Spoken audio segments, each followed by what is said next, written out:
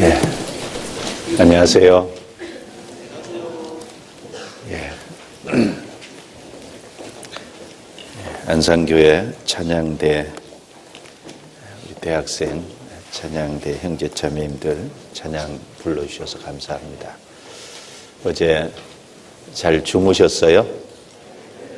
교제하시느라고 못 주무셨죠? 졸지 마세요. 예, 잠깐 같이 기도드리겠습니다. 예.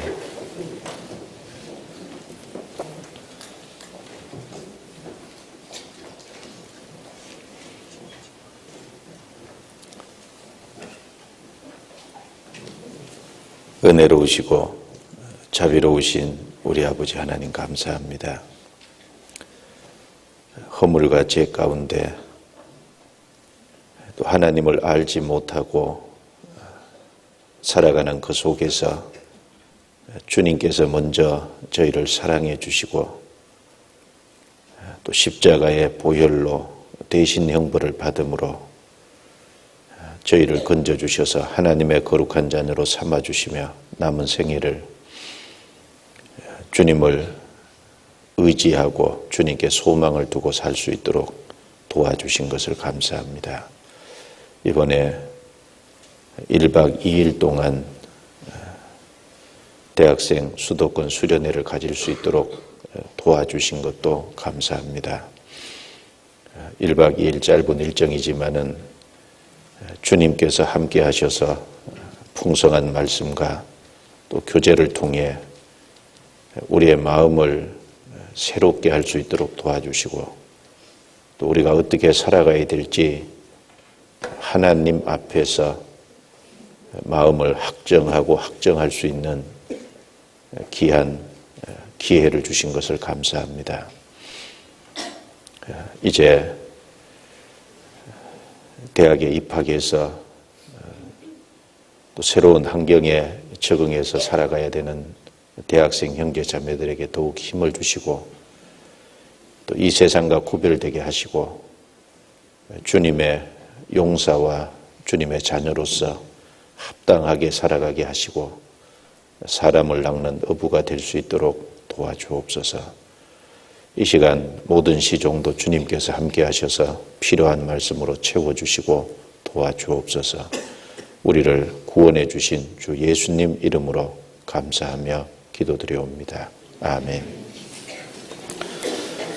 성경 마태복음 4장을 찾겠습니다. 마태복음 4장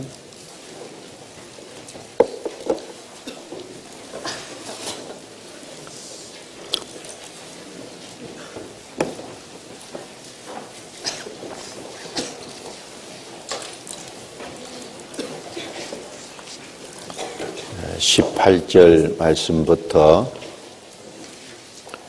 22절 말씀까지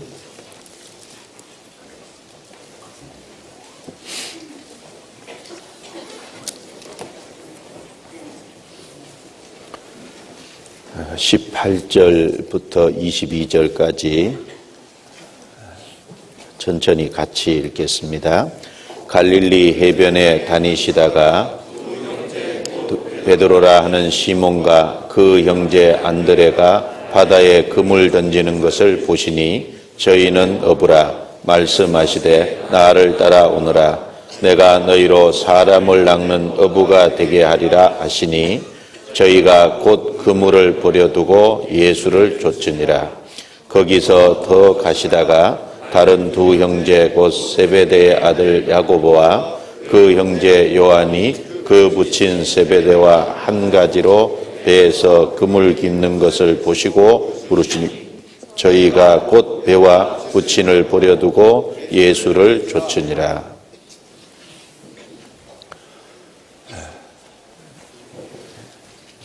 이번 시간에 여기 사람을 낚는 어부가 되게 하리라라고 주님이 말씀하셨는데 제목은 사람을 낚는 어부라는 제목입니다. 우리 안산교회 찬양해 주신 형제 자매님들과 약속한 적이 없는데 특송을 거기 맞춰 불러주셔서 예, 감사합니다. 뭔가 통한 것 같죠? 예, 예. 예, 제목은 그렇지만 전체적으로 좀 특별히 예수님께서 여기 네 제자를 부르시는 장면인데 베드로, 안드레, 야고보, 요한 네 사람을 부르시는 장면이죠. 네 사람을 왜 불러주셨을까? 네 사람을 부르신 아마 이유가 있을 겁니다. 하나님께서 사람을 부르실 때는 뭔가 특별한 것이 있기 때문에 부르실 거예요. 그래서 이 네 사람의 공통점이 무엇인지를 좀 이 시간 같이 생각해 보고, 또 지금도 주님께서 동일한 원리 가운데 사람을 들어서 사용하신다는 것을 좀 생각을 하면서 우리 자신이 어떠한 사람이 되어야 될지를 좀 생각하는 시간을 갖겠습니다. 이 예수님의 제자들을 부르실 때 먼저 좀 생각을 해볼 것이 세 번에 걸쳐서 불렀죠. 요한복음 1장에 보면은 예수님께서 와 보라, 여기 동일한 제자들을 그때도 부르셨습니다. 그리고 여기 마태복음 4장하고 누가복음 5장은 같은 사건이죠.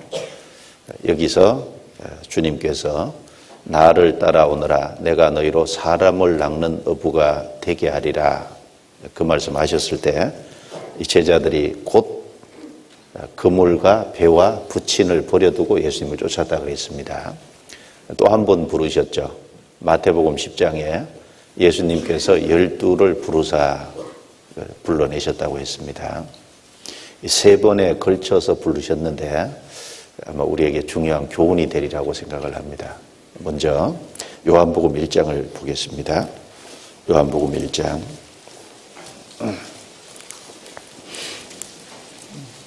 35절입니다.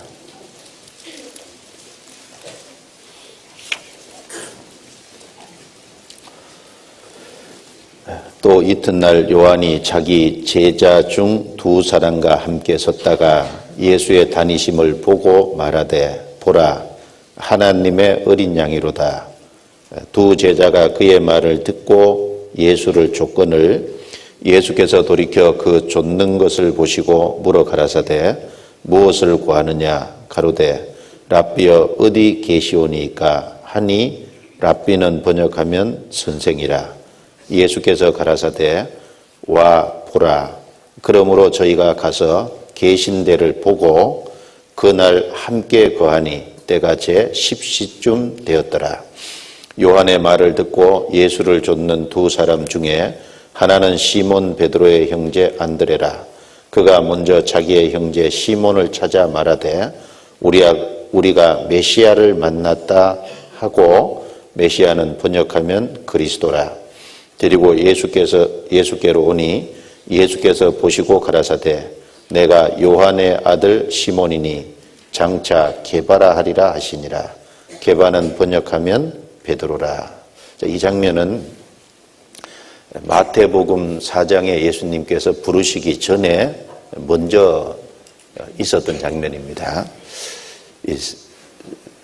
세례 요한은 예수님을 두 번 여기 반복해서 증거를 했습니다. 1장 29절에 보라, 세상 죄를 지고 가는 하나님의 어린 양이로다. 그리고 그 다음 날 예수님을 또 만났는데 35절에 요한이 자기 제자 중 두 사람과 함께 섰다가, 여기 두 사람은 안드레하고 야고보의 형제인 요한일 겁니다. 요한복음의 기자인 사도 요한이죠. 예수의 다니심을 보고 말하되 보라, 하나님의 어린 양이로다. 그 전날 또 증거하고 그리고 그날 또 증거하고, 이 증거를 들었을 때 원래 안드레하고 사도 요한은 세례 요한의 제자였던 것 같습니다. 그래서 그 세례 요한의 증거를 듣고 예수님을 쫓게 됐는데 예수님께서 따라오는 것을 보시고 무엇을 구하느냐 이렇게 물었습니다. 제자들이 대답을 하기를 랍비여 어디 계시오니까, 꼭 동문서답 같잖아요. 뭘 구하느냐? 어디 계시오니까 전혀 다른 말을 하는 것입니다. 그런데 이 안드레와 사도 요한이 예수님께 어디 계시나이까 이것을 물은 것은 이유가 있을 겁니다. 세례 요한은 어디에 거했어요? 광야에 거했잖아요. 그 당시에 어떤 그 종교가들 그런 어떤 세력들이 있었지만은 정말 그 부패하고 타락된 그것과 딱 격리돼서 광야에서 외쳤지 않습니까? 그런 세례 요한의 제자가 됐다는 것은 뭔가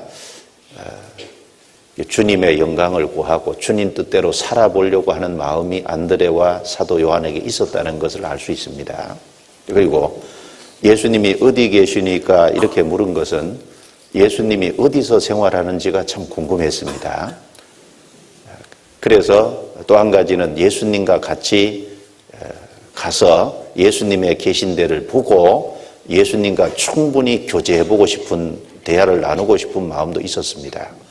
세상 죄를 지고 가는 하나님의 어린 양이로다, 이거 증거를 들을 때만 해도 마음에 확신이 없었을 수 있습니다. 어디 계시오니까 그 말 하니까 예수님께서 와 보라 부르셨습니다. 오라고. 그래서 그날 가서 예수님과 하루 종일 같이 있고 또 충분히 대화를 나누면서 예수님이 구약에 약속한 메시아가 틀림없다. 안드레와 적어도 사도 요한은 확실히 믿어진 것 같습니다. 그래서 이 안드레가 자기 형 베드로에게 가서 한 말이 40절에 보면은 요한의 말을 듣고 예수를 쫓는 두 사람 중에 하나는 시몬 베드로의 형제 안드레라. 그가 먼저 자기의 형제 시몬을 찾아 말하되 우리가 메시아를 만났다. 자, 메시아를 만났다.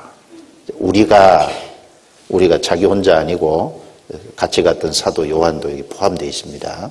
우리가 메시아를 만났다. 이 처음 예수님이 계신 데를 가보고 예수님과 대화하는 속에서 예수님이 구약에 약속한 메시아가 틀림없다. 그런 확신이 생긴 거였습니다. 그래서 가장 먼저 한 행동은 자기 형 베드로에게 가서 안드레가 베드로를 예수님께 데려왔습니다. 예수님께서 베드로를 보셨다 그랬습니다. 내가 시몬이지만 장차 게바라 하리라. 이름까지 지어줬습니다. 자, 여기 처음 만났을 때, 이것은 일종의 우리가 교훈을 받을 때, 이건 메시아를 만났다. 주님을 처음 만난, 우리가 구원받은 그때를 좀 생각해 보면 될 겁니다. 우리는 십자가를 통해서 예수님을 처음 만났습니다. 그리고 구원을 받았습니다. 자, 그런데 이 제자들은 여기 메시아를 만났지만 이때만 해도 자기 직업을 갖고 주님과 교제하는 때잖아요. 그런데 마태복음 4장에는 나를 따라오너라. 내가 너희로 사람을 낚는 어부가 되게 하리라. 그 두 번째 부르셨을 때는 자기 직업을 버리고 주님을 완전히 쫓은 겁니다. 그 두 번째 부르시는 거기에는 주님과 동행하는 자리로, 그 다음에 주님과 동고동락하는 자리로 부른 겁니다. 그때부터는 3년 반 동안 주님과 항상 같이 다녔지 않습니까? 동고동락하는, 동행하는 자리입니다. 그리고 세 번째는 일을 맡기는 자리로 불렀습니다. 마태복음 10장 넘겨보겠습니다. 마태복음 10장.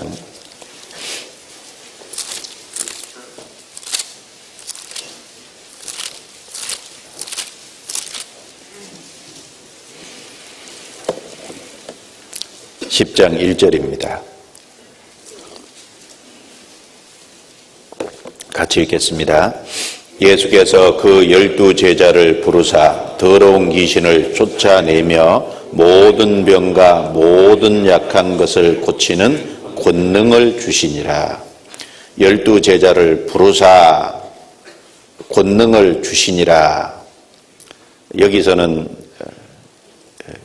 일꾼으로 부르신 거죠.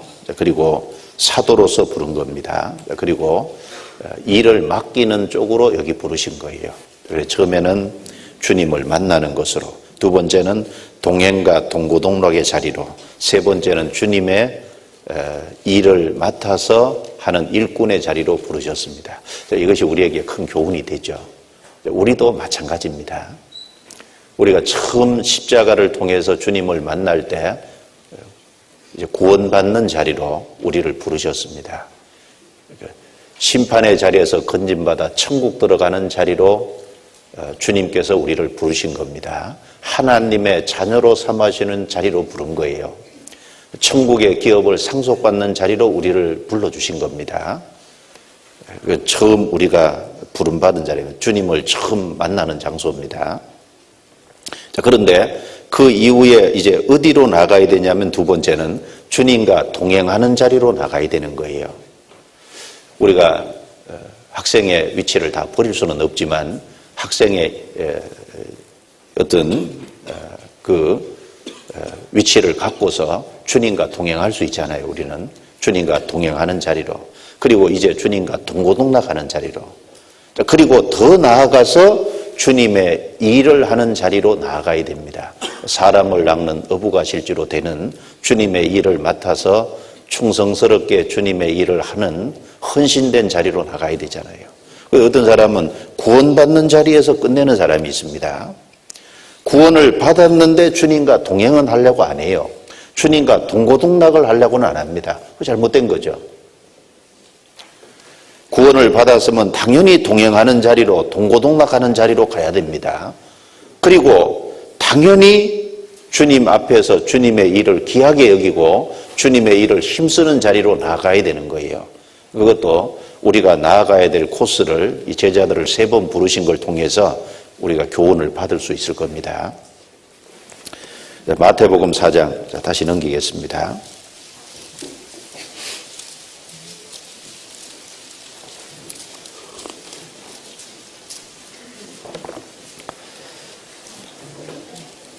이 4사람을 주님이 부르실 때 여기 보시고 불렀다고 말씀되어 있는데 18절에 보시면 금을 던지는 것을 보시니, 그리고 이제 21절에도 보면은 배에서 금을 깁는 것을 보시고 부르시니, 여기 보시니, 보시고 이렇게 분명히 말씀하셨습니다. 주님께서는 그물을 던지는 것을 자세히 보신 겁니다. 그리고 그물을 깃고 있는 것을 자세히 보신 겁니다.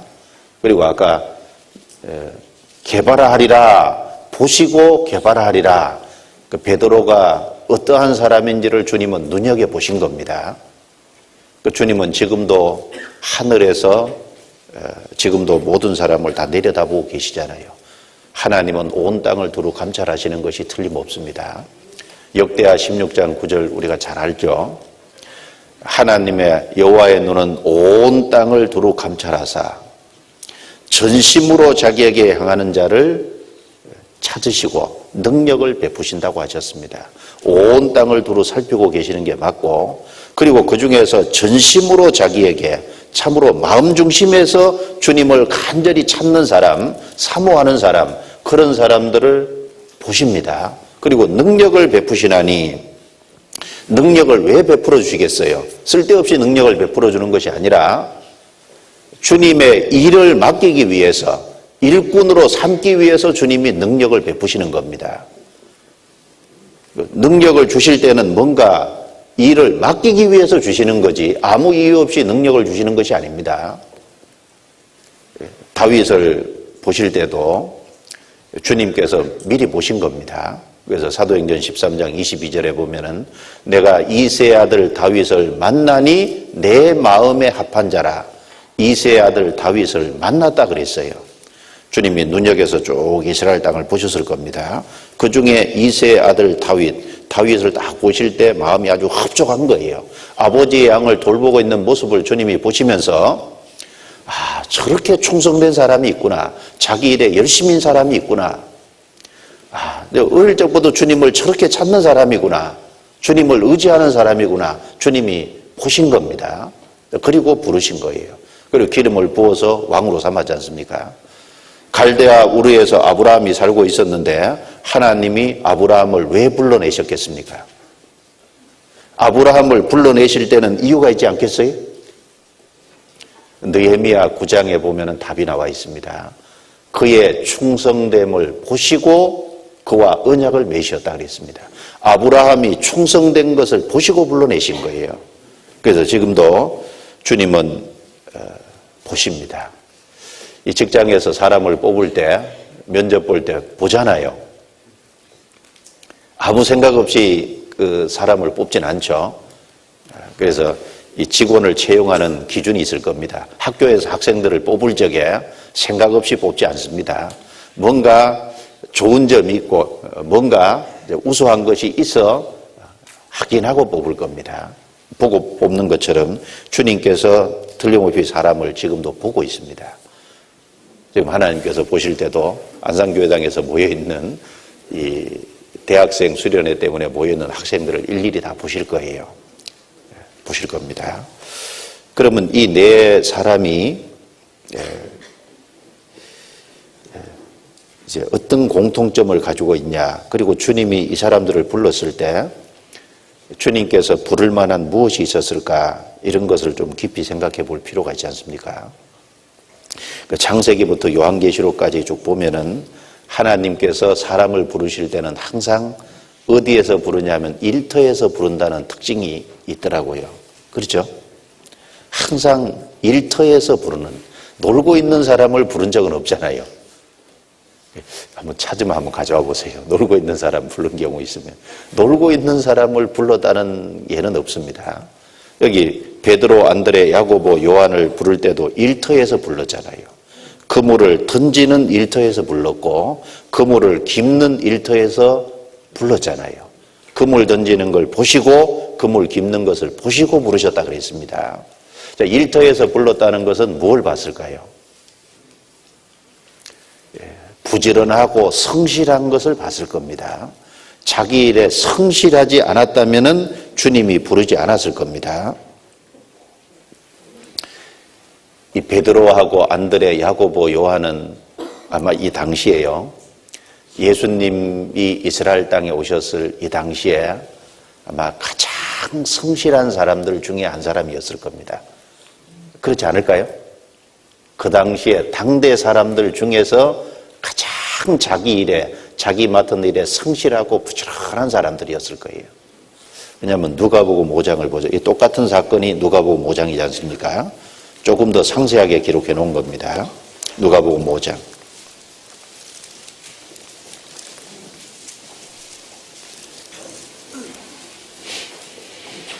5절.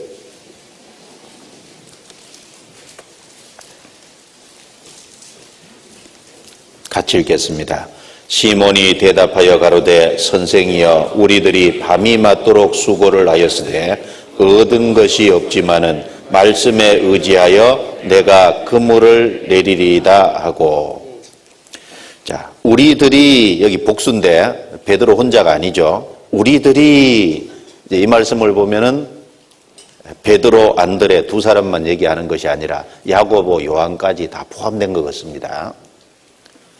우리들이 밤이 맞도록 수고를 하였으되, 자, 새벽까지 수고를 하였으되 얻은 것이 없지만은, 보통 성실하지 않으면 어떨까요? 그물 몇 번 던져보고 고기 안 잡히면 오늘은 종쳤구나 그러고 빨리 들어갈 겁니다. 그런데 새벽까지, 즉 밤이 맞도록 끈질기게 그물을 던졌는데 얻은 것이 없는 거예요. 얻은 것이 없지만 그래도 꾸준히 성실하게 계속 그물을 던졌다는 얘기지 않습니까? 이런 것을 보면은 자기 일에 진짜 성실하고 자기 일에 부지런한 사람이라는 것을 우리는 금방 알 수 있습니다. 하나님이 어떤 사람을 불러서 쓰시냐면은 자기 맡은 일에 성실하고 부지런한 태도를 갖고 사는 사람, 그런 사람을 지금도 찾으실 겁니다. 학생이 학생 공부해야 되는데 공부하는 것에 성실하고 부지런하게 공부해야 되잖아요. 주님은 자기 맡은 일에 성실하고 부지런한 사람을 항상 찾는 거예요.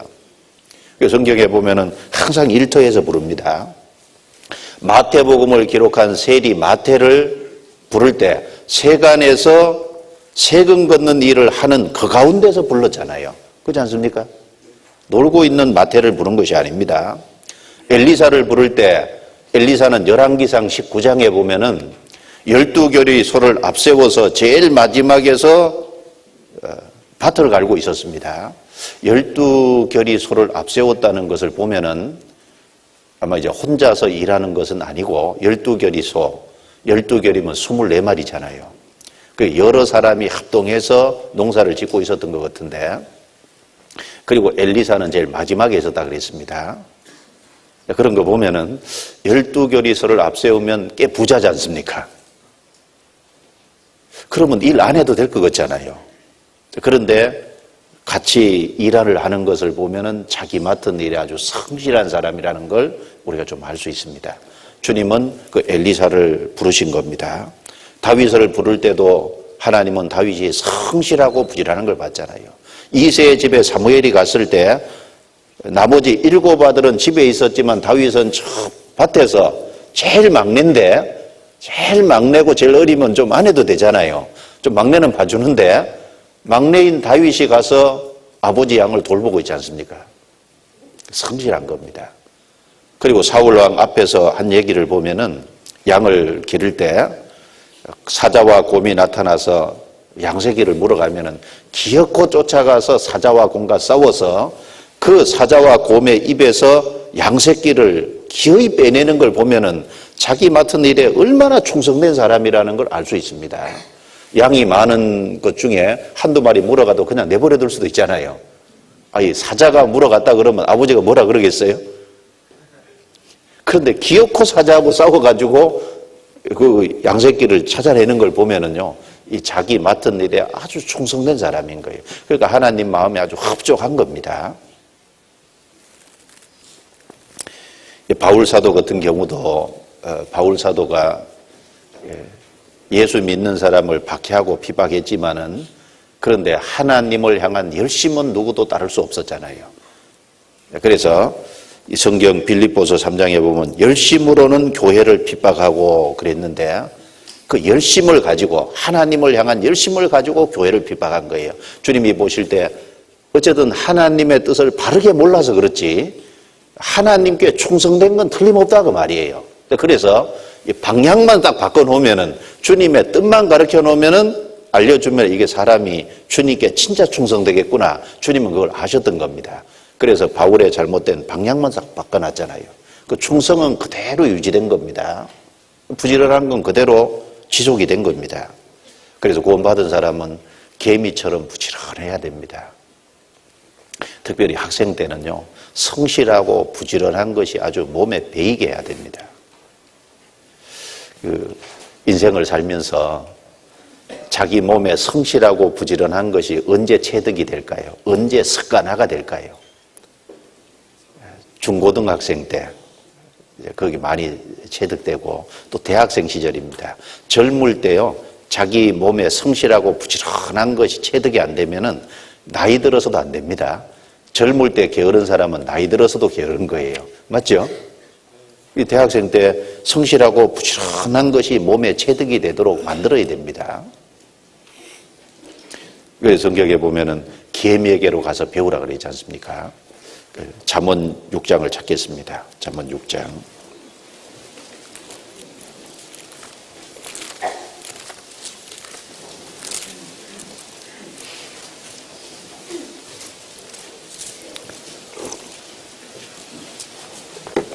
육 절부터 11절입니다. 6절부터 11절.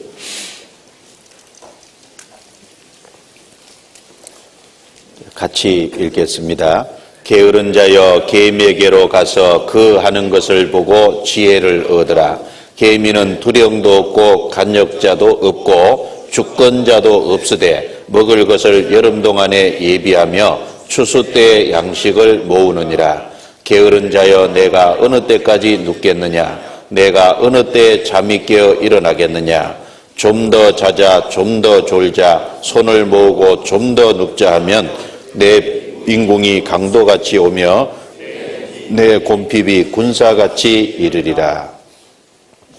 게으른 자여, 개미에게로서 그 하는 것을 보고 지혜를 얻어라.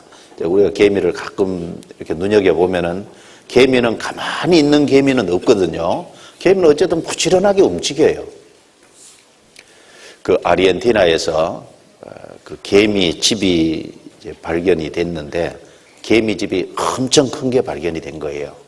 그래서 이 개미를 연구하는 사람이 개미를 연구하기 위해서요. 그 콘크리트를 이제 개미 집에다 부은 겁니다. 작은 콘크리트를 가늘게 부은 콘크리트를 부어서 한 달 동안 이렇게 굳게 했는데 콘크리트를 붓는데 콘크리트가 계속 들어가는 거예요.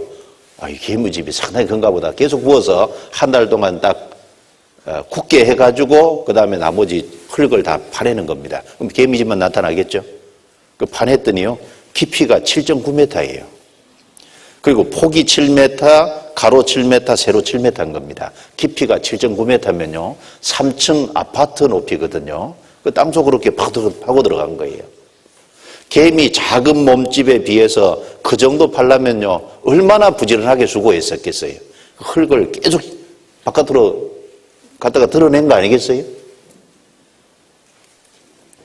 그래서 개미에게로 가서 그 하는 것을 보고 지혜를 얻어라. 그리고 여기 좀 더 자자, 좀 더 졸자, 손을 모으고 좀 더 눕자 하면은 여기 좀 더가 3번 강조되어 있잖아요.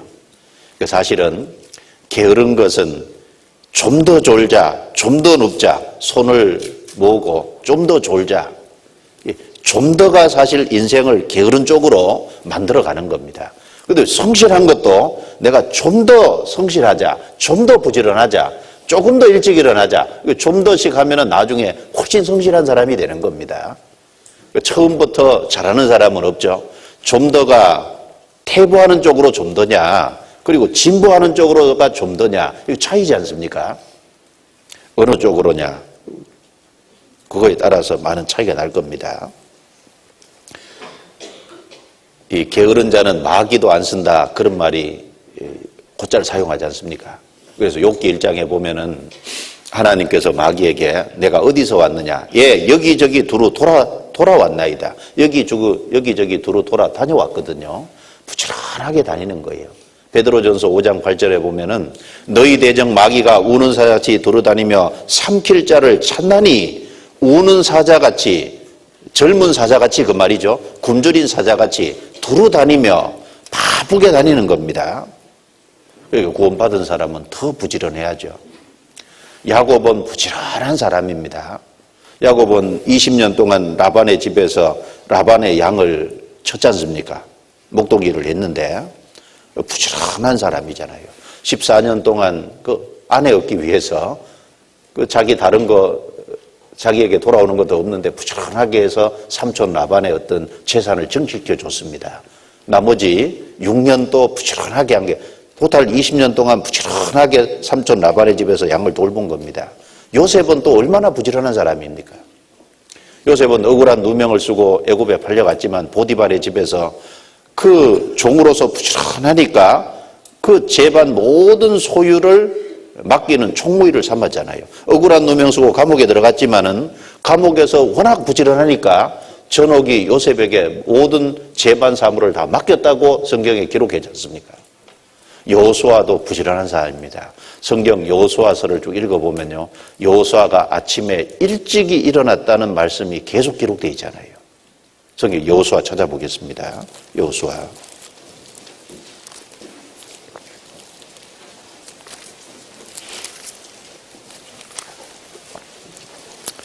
여호수아서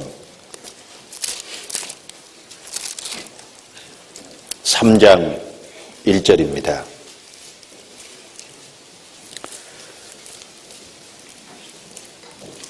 여호수아 3장 1절. 여호수아가 아침에 일찍이 일어나서 이스라엘 사람들로 더불어 시딤에서 떠나 요단에 이르러서는 건너지 아니하고 거기서 유숙하니라. 자, 넘어가서요. 이제 6장입니다. 6장 12절.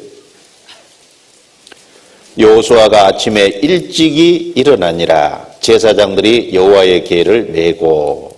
자, 아침에 일찍이 일어났다 그랬고, 또 여호수아 7장 16절. 이에 여호수아가 아침 일찍이 일어나서 이스라엘을 그 지파대로 가까이 나오게 하였더니, 여기도 일찍이, 또 8장 10절입니다. 여호수아가 아침에 일찍이 일어나서 백성을 점거하고 이스라엘 장로들로 더불어 백성 앞서 아이로 올라가매.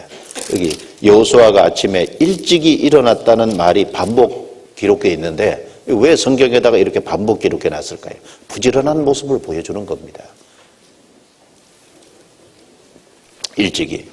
그래서 이 게으른 사람은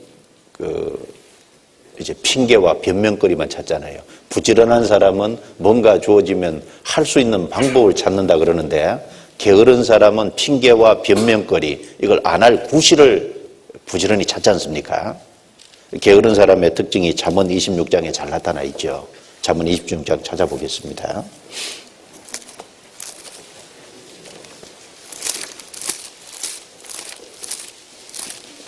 잠언 26장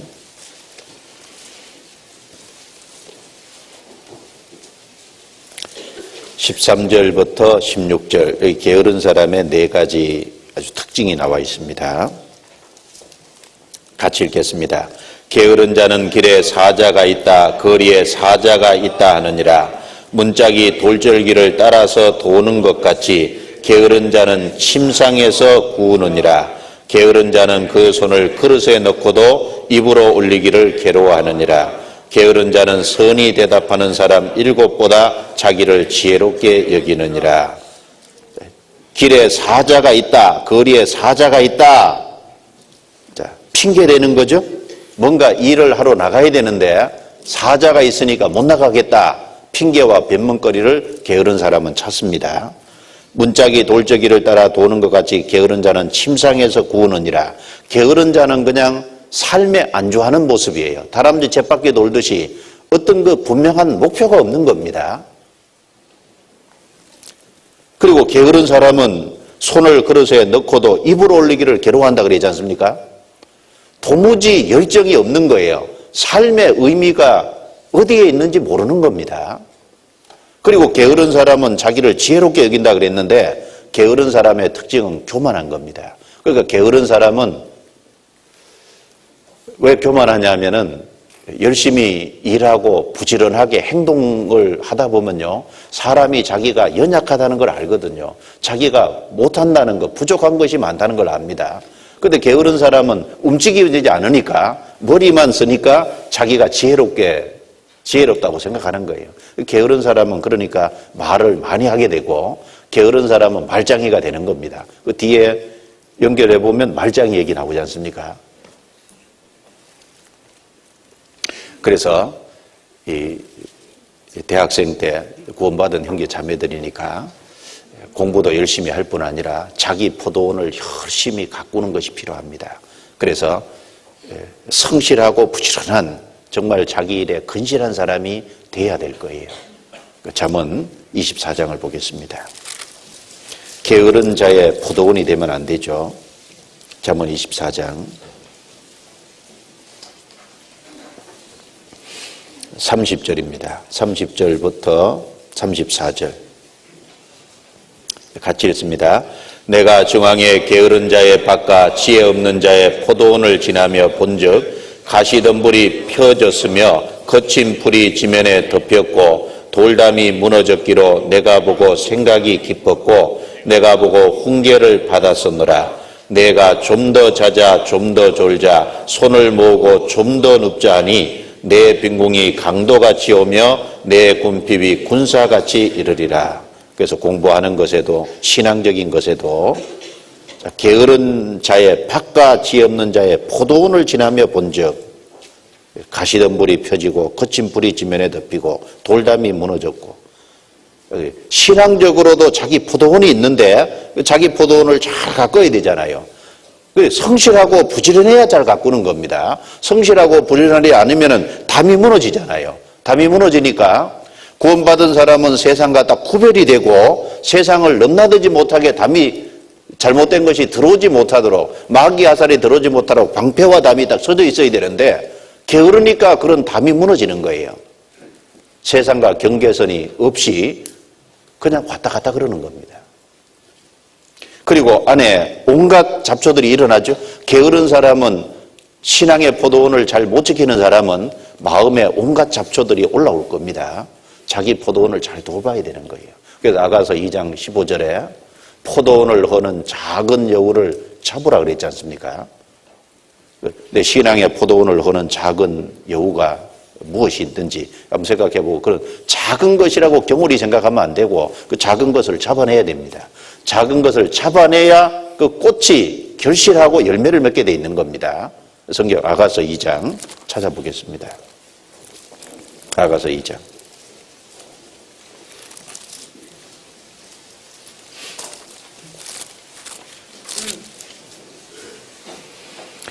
15절 같이 읽겠습니다. 우리를 위하여 여우 곧 포도원을 허는 작은 여우를 잡으라. 우리의 포도원에 꽃이 피었음이니라. 이 작은 여우를 잡아야 14절, 4장 14절을 보죠. 13절입니다. 내게서 나는 것은 석류나무와 각종 아름다운 가수와 고베라와 나도초와 나도와 번홍아와 창포와 개수와 각종 유황목과 모략의 침향과 모든 귀한 향품이요. 포도원을 허는 작은 여우를 잡아야만 거기서 결실이 맺어지잖아요. 각종 가수라 그랬는데, 그래야 꽃이 피고 꽃이 핀 이후에 결실하고 그런 것이 되는 겁니다. 그래서 우리 특별히 대학생 형제자매 때 하나님이 특별히 이제 일터에서 불렀다. 부지런하고 성실한 사람을 주님께서 세워서 일한다. 직장의 사장님이 제일 눈에 가시가 뭘까요? 게으른 사람, 그렇죠? 게으른 사람 보면 사장이 속이 터질 겁니다.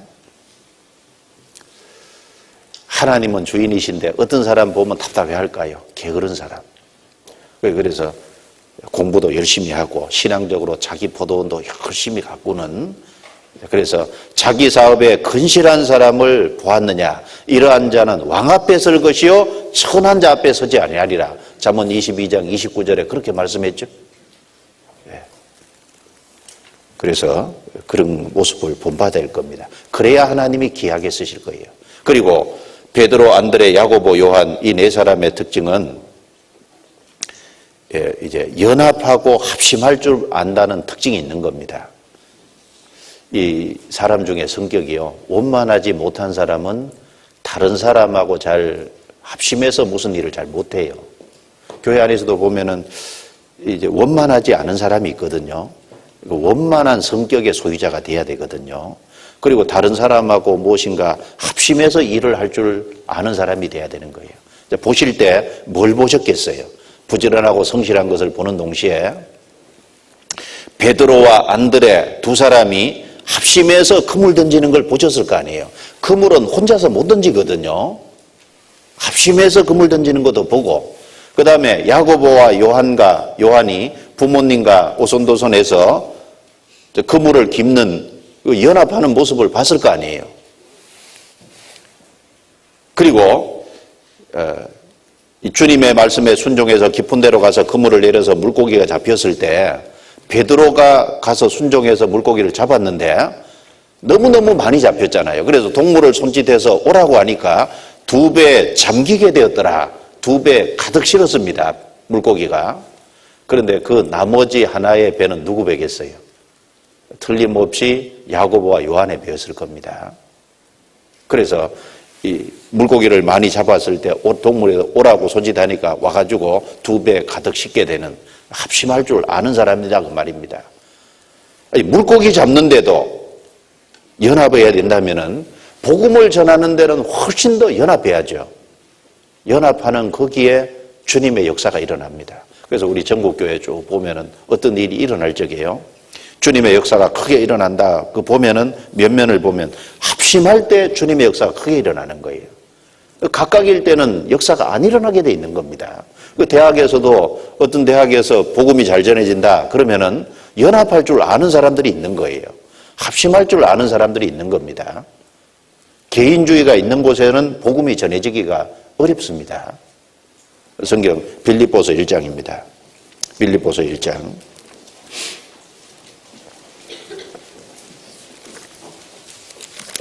지금도 주님은 이렇게 보실 겁니다. 누가 원만한 사람인지, 누가 합심할 줄 아는 사람인지 보실 거다, 그 말이거든요. 빌립보서 1장 27절입니다.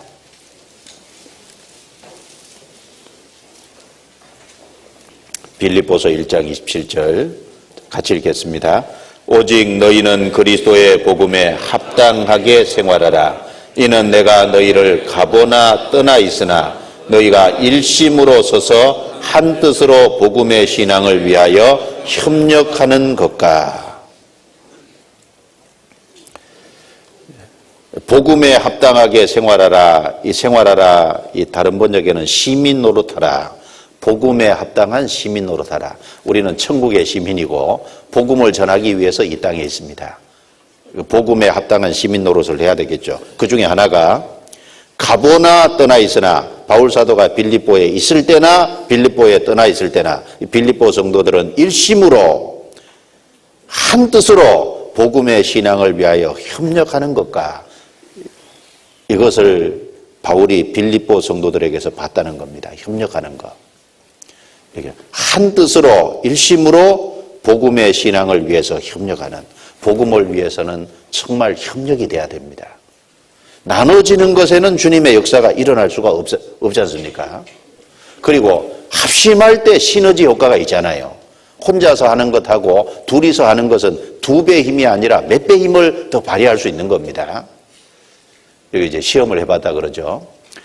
말을 가지고 시험을 해보니까 말 한 마리가 끌 수 있는 것이 한 2톤 정도 된답니다.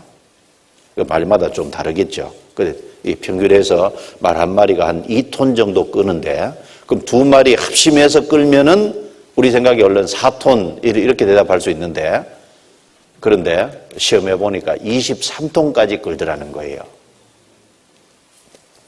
말 한 마리는 2톤밖에 못 끌지만 2마리가 합심하면 23톤까지도 끌을 수 있다. 이게 이제 시너지 효과라는 것이 있는 겁니다. 구원받은 사람이 연합하면 훨씬 더 큰 힘이 나오게 돼 있잖아요. 우리가 달을 볼 적에 밤에 반달하고 온달하고 밝기 차이가 몇 배 날 것 같아요. 우리 생각에는 그냥 2배 이렇게 답할 수 있잖아요. 그런데 반달보다 온달일 적에요, 달의 밝기가 8배 밝답니다. 그러니까 하나님이 그런 것을 이렇게 만들어 놨을 때 이것이 연합하면 훨씬 더 큰 힘이 나온다는 것을 우리에게 보여주기 위한 목적이 있을 겁니다. 그래서 이 구원을 받은 사람은 합심해야 되는 거예요. 줄다리기는 혼자 못 하잖아요. 혼자 못 하는 게 뭐냐? 복음 전하는 겁니다. 그렇죠? 줄다리기도 혼자 못 하는 것처럼 복음 전하는 것도 혼자 할 수 있는 게 아닙니다. 합심해야 가능한 거예요. 그래서 주님은 구원받은 사람을 한 무리가 되도록 하도록 원하시잖아요. 그 성경에 요한복음 10장을 찾겠습니다. 요한복음 10장.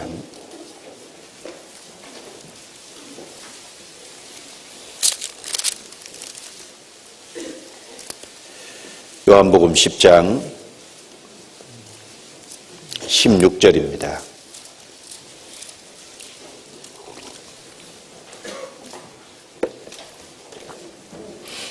같이 읽겠습니다. 또 이 우리에 들지 아니한 다른 양들이 내게 있어 내게 인도하여야 할 터이니 저희도 내 음성을 두고 한 무리가 되어 한 목자에게 있으리라. 여기 이 우리에 들지 않은 다른 양은 이방인들을 말하는데, 자, 이방인들도 인도해야 할 터이니 저희도 내 음성을 듣고 한 무리가 되어 한 목자에게 있으리라. 여기 한 목자는 예수 그리스도 자신이고, 그리고 구원받은 사람은 유대인이나 이방인이나 한 무리거든요. 구원받은 사람은 한 무리입니다. 시편 133편 1절에 형제가 연합하여 동거함이 어찌 그리 선하고 아름다운고. 자, 어찌 아주 감탄사를 거기다 써놨지 않습니까? 하나님이 가장 아름답게 보는, 하나님이 가장 기뻐하시는 것 중에 하나가 형제가 연합하여 동거하는 것, 형제가 연합해서 같이 합심하는 것. 주님이요, 가장 가장 아름답게 보는 것 중에 하나입니다. 베드로후서 1장에도 보면은 1장 5절부터 믿음의 덕을, 덕의 지식을, 지식의 절제를, 절제의 인내를, 인내의 경건을, 경건의 형제 우애를, 형제 우애의 사랑을 공급하라. 그 형제 우애가 나오지 않습니까? 형제 우애. 구원받은 사람들이 서로 사랑하고 서로 사랑해야 연합이 되잖아요. 사랑 안 하는데 어떻게 연합이 될 수 있겠습니까? 구원받았다는 사실 하나 때문에 귀하게 여기고 구원받아 천국에 들어갈 하나님의 자녀가 됐다고 하는 그 사실 하나 때문에 존귀하게 생각하고 합심해야 되는 겁니다. 그 연합하려면 어떻게 하면 될까요? 연합하려면은 자기 주장을 없애야 되잖아요. 내 주장을 끝까지 간절시키려고 그러고 내 마음대로 하려고 그러고 내 뜻대로 하려고 그러면요 연합이 깨질 수밖에 없는 거예요. 자기 주장을 내세우면 연합이 깨지는 겁니다. 베드로, 야고보, 안드레, 요한이 네 사람이 합심할 수 있었던 것은요 자기 주장이라는 것이 들어가기 때문에 합심할 수 있는 겁니다. 그리고 연합을 하려면은 겸손해야 되잖아요. 이 학교에서 복음을 전하기 위해서 형제 자매들끼리 하나가 되려면요 형제 자매들 사이에 낮추고 살아야 되거든요. 마음 높이면 틀림없이 깨집니다. 마음 낮추면은 서로 연합하는 거예요. 할 수 있는 겁니다. 그리고 마음 낮추는 사람들이 있는 곳에는 그 모임에 기쁨이 있는 거예요. 마음 높이는 사람이 있는 곳에는요 모임에 가면 불쾌한 것이 항상 생기게 돼 있는 겁니다. 마음을 더 낮추고 살아야 되거든요. 그래서 이 주님이 보실 때 보는 것 중에 하나가 이 사람이 과연 연합할 수 있는 사람이냐 없는 사람이냐 이런 것도 틀림없이 보실 겁니다. 그래서 대학생 때 이 학교에서 같이 합심하고 하면서 연합하는 것도 배워야 됩니다. 개인주의 성향이 되면 안 돼요. 계속 연합하는 이런 것도 몸에 체득되고 습관화되게끔 자기 주장을 버리는 것도 배우고 마음 낮추는 것도 배우고 그 속에서 계속 훈련이 돼 가는 겁니다. 그리고 이 베드로, 안드레, 야고보, 요한 이 네 사람의 특징은 버릴 것을 버리고 붙잡을 것을 붙잡았다는 어떤 그런 특징을 갖고 있지 않습니까? 그래서 이제 그물을 버려두고 예수를 쫓으니라 그렇게 돼 있고, 또한 이 야고보, 요한은 배와 부친을 버려두고 예수를 쫓으니라. 그래서 그들은 그물과 배와 부친을 버려두고 예수님을 붙잡았지 않습니까? 사람을 낚는 어부가 되게 하리라. 주님이 그 소명을 주셨는데 그 어떤 인생의 어떤 목적을 주셨는데 그것을 붙잡았습니다. 그래서 육신적인 것을 버리고 주님과 주님과 관계된 것을 붙잡았지 않습니까? 우리가 주님 앞에 바르게 쓰임 받으려면 버리라는 것을 가감하게 버릴 수 있어야 될 겁니다. 우리 형제자매들이 뭘 버려야 되겠어요? 주님이 버리라고 하는 것을 붙잡고 있으면 안 돼요. 버리라는 것을 버릴 줄 알아야 되고 주님이 붙잡으라는 것을 붙잡아야 되거든요. 뭘 붙잡아야 되겠습니까? 주님을 붙잡고 그리고 주님이 주신 말씀을 붙잡고 주님이 내게 주신 어떤 소명을 붙잡고 주님과 관계된 것을 붙잡아야 되잖아요. 그래서 학생 때 인생을 살면서 바르게 해야 될 것 중에 하나가 선택을 잘해야 됩니다. 그 선택을 잘못하면 안 되잖아요. 우리는 매일매일 선택하면서 사는데 무엇을 선택할 거냐 그리고 어느 것을 붙잡고 어느 것을 버릴 것이냐 이걸 항상 중요하게 생각하고 거기 선택을 항상 바르게 해야 되는 겁니다. 아브라함은 선택을 잘한 신뢰지 않습니까? 아브라함은 적어도 하나님의 것을 붙잡기 위해서 하나님 쪽을 선택하기 위해서 4가지를 적어도 포기하고 버렸지 않습니까? 갈대아 우르라고 하는 본토 친척 아비집을 버렸습니다.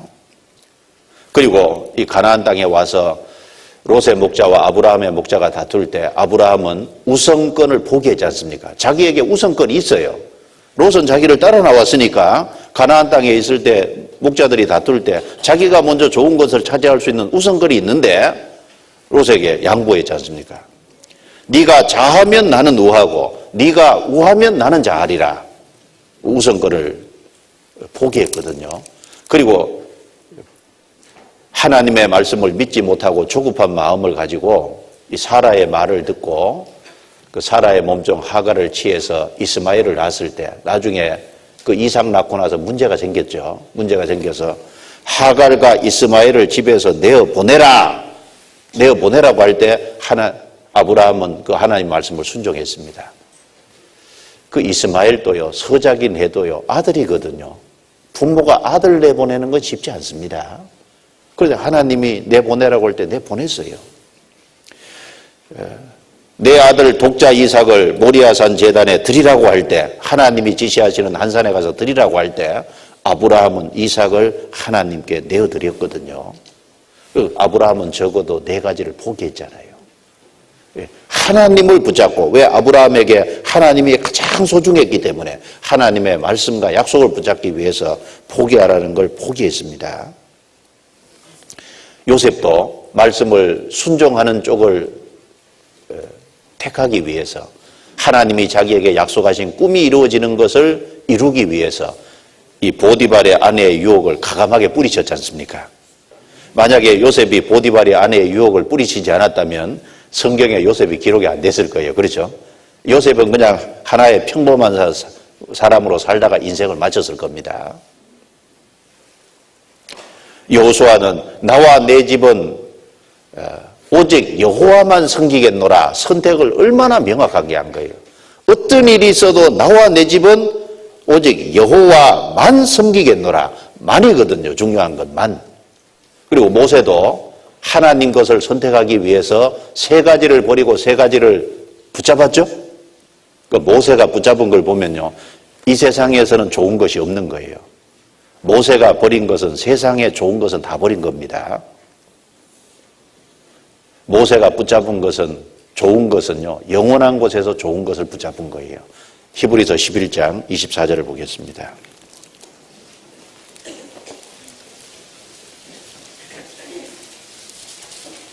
히브리서 11장 24절부터 26절까지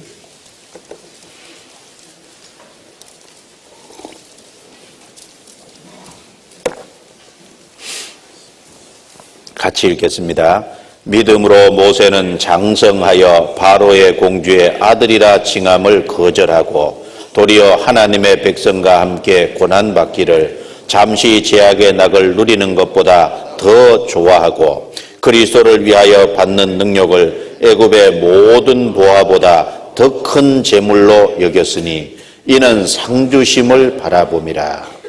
여기 모세가 버린 것이 적어도 3가지인데 바로의 공주의 아들이라는 위치를 버렸고, 잠시 제약의 낙을 누리는 것을 버렸고 포기했고, 애굽의 모든 보화를 포기했지 않습니까?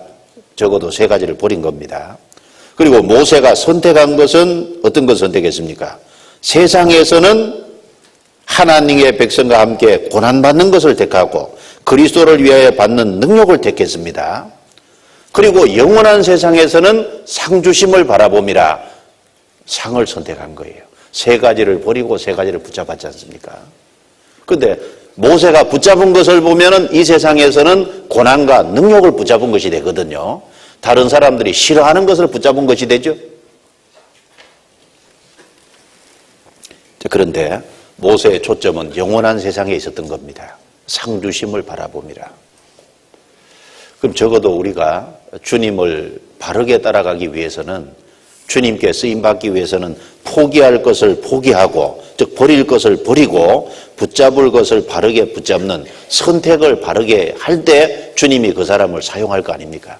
주님이 그 사람에게 기회를 주더라도 포기할 것을 포기 안 하고 끝까지 붙잡으려고 하는 사람은 쓰임받을 수가 없지 않습니까?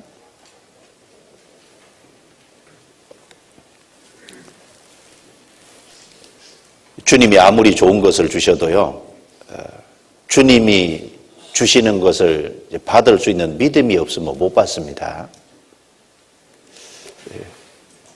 어떤 자매가 이 신랑감 잘 얻는 방법이 뭐냐고 묻길래, 제가 이제 얘기하기를, 신랑감을 잘 볼 수 있는 믿음을 가지면 된다고 얘기했는데 정답인지 모르겠어요. 자, 하나님이 아무리 좋은 신랑감을 주셔도 그 좋은 신랑감을 볼 수 있는 믿음이 없으면 소용없잖아요. 그렇지 않습니까? 아무리 좋은 자매를 줘도 그 좋은 자매를 볼 수 있는 눈이 없으면요, 하나님이 주셔도 결국은 자기 것이 안 될 거거든요. 그렇지 않습니까?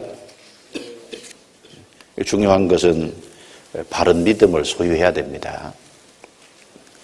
포기할 것을 확실하게 포기하는 이 바울 사도 같은 경우도 자기에게 유익하던 모든 것을 배설물로 여겼는데 뭘 얻기 위해서요?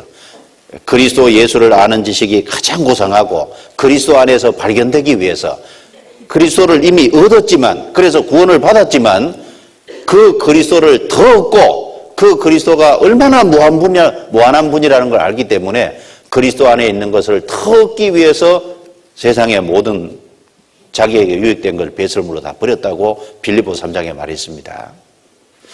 우리가 버릴 것을 더 많이 버리면요, 하나님 쪽을 더 많이 얻을 수 있을 거예요.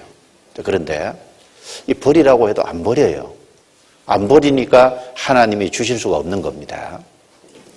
우리 그런 생각도 좀 해봐야 되겠습니다. 에스라는 페르시아 시대 때 왕에게 구하면 무엇이든지 다 받는 사람이었거든요. 그런데 그 좋은 위치를 가감하게 버리고 4개월 이상의 시간이 걸려서 이스라엘까지 기어코 돌아왔잖아요. 왜냐하면 하나님의 백성을 가르치기로 마음에 결심했기 때문에 그것이 더 좋은 것이라는 걸 알았거든요. 룻은 모압에서 나오미를 따라서 이스라엘로 왔습니다. 본토 친척 아비집을 실제로 버린 거죠. 나오미가 섬기는 하나님을 섬기기 위해서. 그래서 이 성경에 보면 이런 사람은 다 선택을 잘한 신뢰입니다. 선택을 잘못한 경우도 성경에 많지 않습니까? 아담 하와는 선택을 잘못했죠. 생명과와 선악과 사이에서 선악과를 선택하고, 그리고 하나님의 말씀과 마귀의 말 사이에서 마귀의 말을 선택하고, 그 선택을 너무나 잘못했죠. 예수님 당시에 이스라엘 백성들은 생명의 주님과 살인강도 바라바 둘 사이에서 살인강도 바라바를 선택했지 않습니까? 세상에 그런 선택은 눈이 없기 때문에 그런 겁니다. 가룟 유다는 은 30을 얻기 위해서 생명의 주님을 팔아버렸습니다. 에서는 팥죽 한 그릇 아무것도 아니지 않습니까? 먹어서 배로 들어가면 없어져 버릴 거거든요. 그 팥죽 한 그릇을 위해서 장자의 명분이라는 엄청난 귀한 것을 버렸습니다. 예수님 옆에 달려 죽은 강도, 한 사람은 구원을 받았는데 그 사람은 선택을 진짜 잘한 거고, 끝까지 한 사람은 예수님을 버렸는데 그 사람이 죽음을 다 건너갔을 때 예수님이 자기의 심판주라는 걸 알았을 때 얼마나 당황하겠어요. 그 사람 너무너무 당황스러울 겁니다.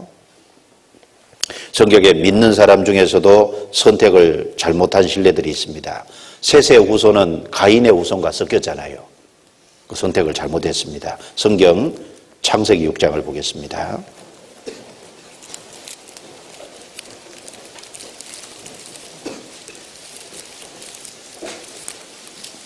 창세기 6장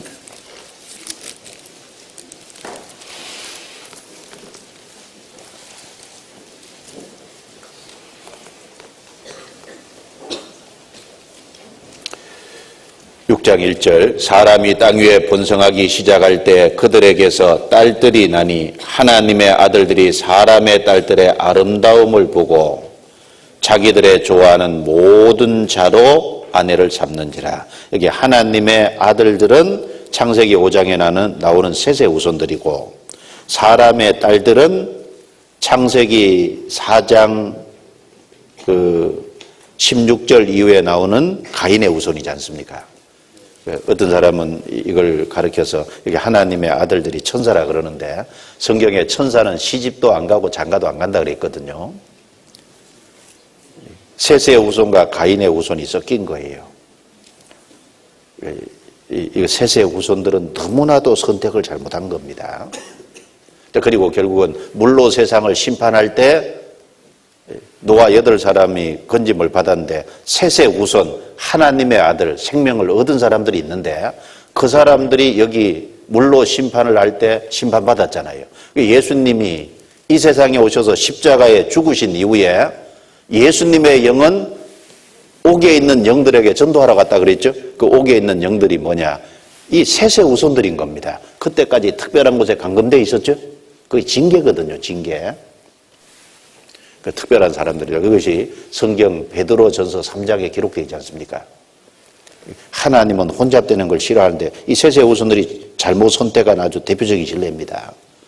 롯은 하나님이 약속한 가나안 땅보다는 요단들을 택하고 그리고 소돔 고모라를 택해서 들어갔습니다. 데마는 이 세상을 사랑하여 나를 버리고 대사로 갔다. 데마는 성경에 한때는 바울과 열심히 같이 전도하러 다녔는데 마음이 서서히 아마 식어졌을 겁니다. 나중에 바울이 마지막 성경을 기록할 때 바울이 죽음 앞에 있을 때는 바울을 떠나서 세상으로 가버렸습니다. 데살로니가 지역이 한락가라 그러죠. 그리 갔습니다. 구원받은 사람은 선택을 정말 잘하고 살아야 됩니다. 뭘 선택하고 살아야 될까요? 하나님을 의지하고 하나님께 소망을 두는 쪽으로 이 마음이 딱 정해져야 되는 거예요. 성경 시편 146편 넘겨보겠습니다.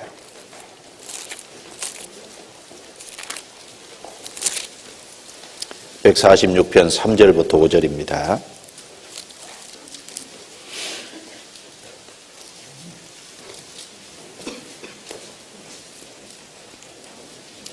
자, 같이 읽겠습니다. 방백들을 의지하지 말며 도울 힘이 없는 인생도 의지하지 말지니 그 호흡이 끊어지면 흙으로 돌아가서 당일에 그 도모가 소멸하리로다. 야곱의 하나님으로 자기 도움을 삼으며 여호와 자기 하나님에게 그 소망을 두는 자는 복이 있도다. 자, 어떤 사람이 복이 있냐 하면은 야곱의 하나님으로 자기 도움을 삼으며 야곱의 하나님을 의지하는 사람이 복이 있고 하나님께 소망을 두고 생을 사는 사람이 복이 있습니다. 그런데 도울 힘이 없는 인생을 의지하면은 결국은 인생이 낭패보게 돼 있는 겁니다. 인생은 좀 도와주는 것 같아도 그 사람도 한계에 부딪히면 도울 수 없는 거예요. 그리고 인생의 마음은 간사합니다. 자, 그리고 구원받은 사람은 천한 것을 취할 것이 아니라 그 천한 것에서 돌이켜서 귀한 것을 붙잡아야 되잖아요. 예레미야 15장에 보면 예레미야가 많은 고난을 겪고 주님을 따라서 가는 길에 어려움이 있으니까 그만 그 길에서 조금 물러설 뻔했잖아요. 물러서서 처져 있을 때 하나님께서 예레미야에게 나타나서 네가 다시 돌이켜 천한 것에서 귀한 것을 택할 것 같으면 내가 너와 함께 하겠다. 자, 우리는 어떤 어려움이 있어도요, 천한 것을 취하면 안 될 겁니다. 우리가 천한 것에서 건진받아서 귀한 것 쪽으로 왔잖아요. 생명을 얻었습니다. 하나님과 관계된 것이 귀한 거고 육신에 썩어 없어질 것이 천한 거지 않습니까? 천한 것에 돌이켜 항상 귀한 것을 붙잡아야 될 겁니다. 그리고 땅의 것을 취할 것이 아니라 위의 것을 쫓으라 그랬죠? 골로새 3장 1절에 위의 것을 취해야 됩니다.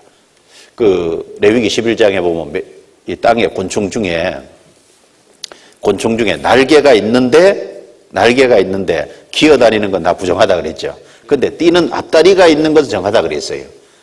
날개가 있는데 자꾸 위로 날아올라 그러죠. 구원받은 사람이 자꾸 위를 향해서 점프해야지 아래로만 자꾸 들어가면 안 됩니다. 그 부정한 거예요. 위의 것을 추구하고 살고, 그리고 로마서 1장 17절 말씀에 의인은 믿음으로 말미암아 살리라. 믿음에서 믿음으로 이르게 하나니, 구원받는 것도 믿음이고 그 위에 살아가는 것도 믿음이기 때문에 믿음으로 사는 길을 항상 선택할 수 있도록, 그것이 바른 선택일 겁니다. 근데 우리 시대 사람들은 완전히 거꾸로죠. 신본주의보다는 인본주의를 택하고 우리라는 공동체보다는 개인을 택하잖아요. 타인을 위해서 살기보다는 자기 중심적인 이기적인 삶을 삽니다. 그리고 하나님의 은총을 받고 뭐 이런 건 별 관심이 없잖아요. 오로지 생각하는 것이 재물, 물질. 잠언 22장 찾아보겠습니다. 잠언 22장.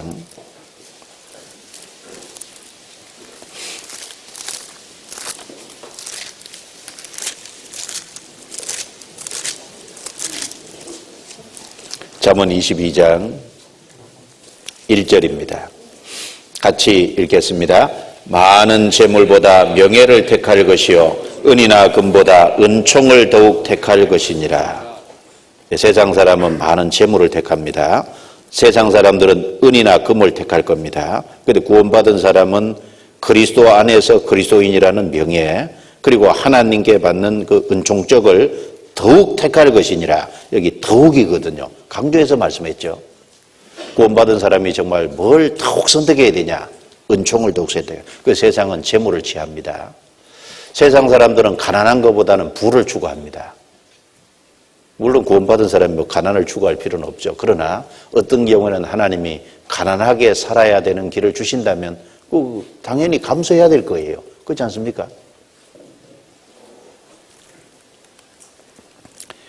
이 세상 사람들은 절대적인 것보다는 어떤 그 상대적인 것을 택하고, 그리고 세상 사람들은 어떤 그 이제 이 순간적인 거, 쾌락 이런 걸 추구하고 살는데, 구원받은 사람은 아주 지속적인 거, 영원한 거 이런 것을 좀 추구하고 살아야 되지 않습니까? 그래서 우리가 선택을 바르게 해야 되겠다. 그래서 버릴 것을 확실하게 버리고 주님이 붙잡으라는 것을 확실하게 붙잡는, 그래서 항상 선택의 순간에 있을 때 내가 무엇을 선택해야 될지를 깊이 생각해 봐야 될 겁니다.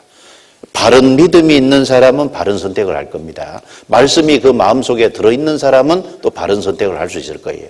내가 바른 선택을 해야 되겠다. 의지가 있어도 믿음이 확실하지 않으면 선택을 바르게 할 수 없잖아요. 그래서 주님 앞에 바른 마음을 갖고 살면요, 주님이 선택하는 순간에 바른 것을 선택할 수 있도록 도와주시거든요. 시편 25편 찾아보겠습니다.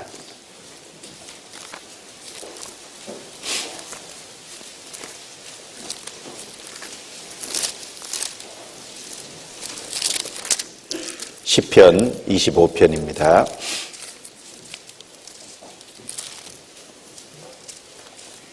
12절부터 14절까지 같이 읽겠습니다.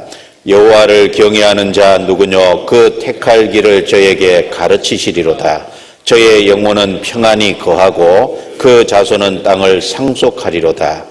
여호와의 친밀함이 경외하는 자에게 있으며 그 언약을 저희에게 보이시리로다. 내 눈이 항상 여호와를 앙망함은 내 발을 그물에서 벗어나게 하실 것이미로다. 여기를 여호와를 경외하는 자, 이 사람에게 택할 길을 저에게 가르치시리로다. 이 말씀은 선택하는 순간에 바른 선택을 하게 도와주시겠다 그 말이고, 주님을 참으로 경외하고 사는 인생은 영원히 평안히 거하게 해주겠다. 그리고 그 자손에게도 축복해 주시겠다.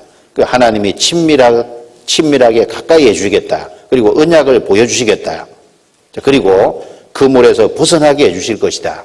어떤 어려움이 있을 때 그곳에서 벗어나게 해주시고, 주님을 가까이 하는 사람, 참으로 주님을 경외하는 사람에게 주실 축복이 많지 않습니까? 여기 택할 길을 저에게 가르치시로다. 그리고 베드로, 안드레, 야고보, 요한 이 네 사람은 이 땅에 살지 않습니까? 땅에 살면서 땅의 것으로 만족을 못하는 사람입니다. 가만히 이 베드로, 안드레, 야고보, 요한 이 네 사람의 이 마음을 보면은 세례 요한의 제자이지 않습니까? 그 세례 요한의 제자였다는 것은 물고기 잡아먹는 그 일에 만족을 못한다는 거죠. 뭔가 주님을 찾았던 사람이라는 걸 알 수 있습니다. 그리고 더 보람 있는 삶을 살려고 했던 사람이라는 걸 알 수 있습니다. 그리고 하나님의 영광을 나타내는 일에 쓰임받기를 원했다는 것을 알 수 있고, 배와 부침과 그물을 버려뒀다는 것은 적어도 영원한 것을 추구하는 사람이었다는 것을 우리가 생각해 볼 수 있는 겁니다.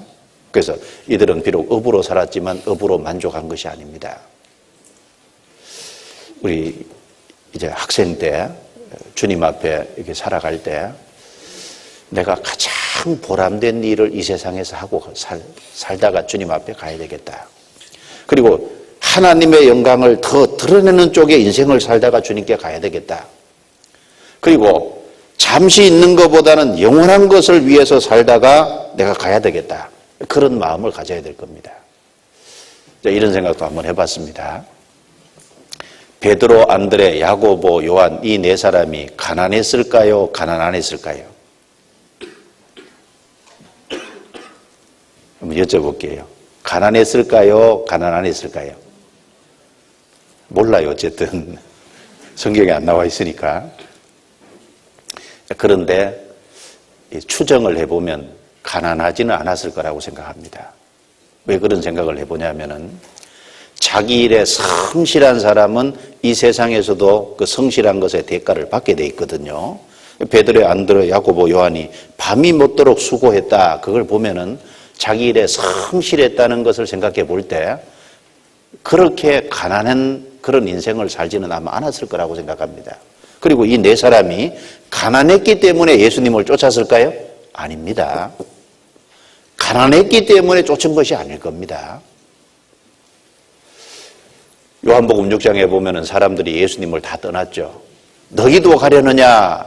그렇게 물었을 때 베드로가 주여 영생의 말씀이 계시매 우리가 니게로 가오리까? 그렇게 대답한 것을 보면은 가난했기 때문에 주님 쫓은 거 아닙니다. 어느 정도 삶은 살고 있었을 거라고 생각합니다. 큰 부자는 아니어도 성실하게 자기 일에 살았기 때문에 어느 정도 환경은 됐을 겁니다. 그럼에도 불구하고 주님을 쫓아간 것은 이 세상 것으로 만족을 못했다는 거고 더 보람된 일을 찾았다는 거고 하나님의 영광을 위한 것을 찾았다는 거고 그리고 영원한 것을 추구했다는 것을 우리가 생각해 볼 수 있는 겁니다. 우리가 구원받은 사람 중에 그 학생들 중에 그런 분이 있어요. 구원받았으면 됐지. 뭐 더 보람된 삶을 살고 구원받았으면 됐지 뭐 하나님의 영광을 더 나타내는 삶을 살고 구원받았으면 됐지 뭐 영원한 것을 더 추구하는 영원한 것에 상을 더 받는 쪽. 그건 구원받았으면 그냥 됐지. 정말 합당치 않습니다. 구원받았으면 됐다. 그런 마음 상태가 하나님 보실 때요. 하나님을 아마 속상하게 만드실 겁니다. 구원을 받았으면은 정말 더 높은 이상과 목표를 갖고 살아야 되는 거예요. 그렇지 않습니까? 오늘도 복도에 올라오다 보니까 짐 엘리엇이 한 말을 이렇게 써놨던데, 짐 엘리엇 한 유명한 말 다 알잖아요. 영원한 것을 위해 영원하지 않은 것을 버리는 자는 결코 바보가 아니다. 그렇죠. 영원한 것을 위해서 영원하지 않은 것을 포기하고 버리는 사람은 바보가 아니라는 겁니다. 진짜 현명한 사람이죠. 그것만큼 똑똑한 사람, 그만큼 지혜로운 사람이 없을 겁니다. 그런데 과연 우리가 그러냐 그 말이거든요. 과연 우리가 영원한 것을 위해서 영원하지 않은 것을 우리가 정말 버리고 사냐 그 말입니다. 못 버려. 자꾸 거기에 마음에 집착이 되고 우리의 본능이 있기 때문에 자꾸 거기를 쫓아가는 거예요. 영원한 하나님은 영원한 분이십니다. 그러니까 하나님과 관계된 것에 인생을 투자하면은 영원한 것이 되는 거예요. 말씀은 영원하지 않습니까? 그러니까 말씀을 붙잡고 살고 말씀에 순종하는 생애는 영원히 남는 겁니다. 주의 말씀은 세세토록 있도다. 천지는 없어지겠으나 내 말은 없어지지 아니하리라. 말씀은 영원히 있잖아요. 그 말씀에 순종하고 살면 그것이 영원히 남는 겁니다. 그래서 마음에 정해보세요. 더 보람된 인생을 살아야 되겠다. 내가 그냥 학생으로 만족하고 살 거냐. 학생의 4년 동안 열심히 공부해서 나와서 내가 직장을 갖고 평범한 사람으로 그냥 살아가는 그것으로 만족하고 살 거냐. 그것이 아니다 그 말입니다. 주님과 관계된 일에 내가 더 쓰임받아야 되겠다는, 더 보람된 삶을 살아야 되겠다는, 영광을 더 드러내야 되겠다는, 영원한 것을 위해서 더 추구하고 살아야 되겠다는 그런 마음 자세를 갖는 것이 맞을 거예요. 이 네 사람을 부르신 이유는 네 사람이 그런 마음을 가졌기 때문에 부르신 걸 겁니다. 그리고 이 네 사람이 주님이 부르셨을 때 어부로서 물고기 잡아먹는 거 먹고 사는 문제 그것에 만족하고 있었더라면 예수님을 따라갈 리가 없어요. 그리고 이 네 사람의 특징은 부를 적에 즉시 순종하는 사람이었다는 겁니다. 성경에 마태복음 4장을 보겠습니다. 마태복음 4장.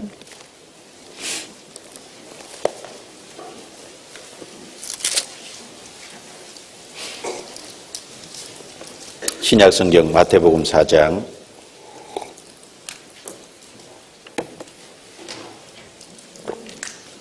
여기 흡족한 단어가 곧이라는 단어가 두 번 나오죠. 20절에 저희가 곧 그물을 버려두고 예수를 쫓으니라.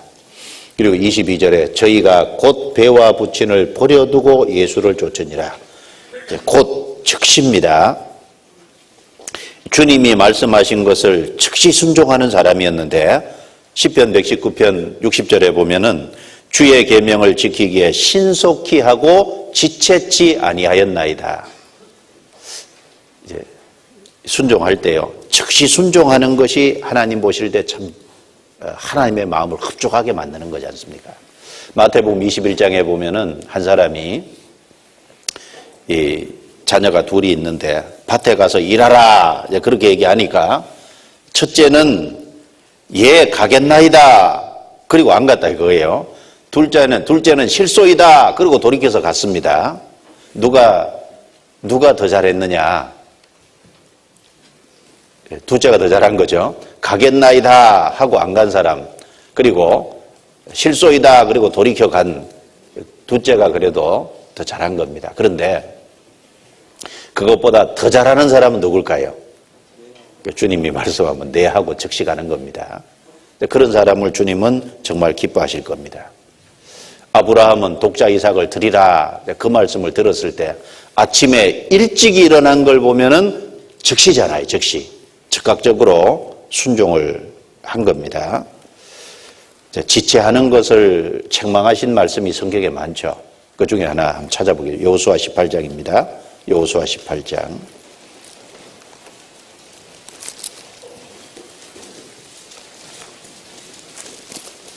여호수아 18장.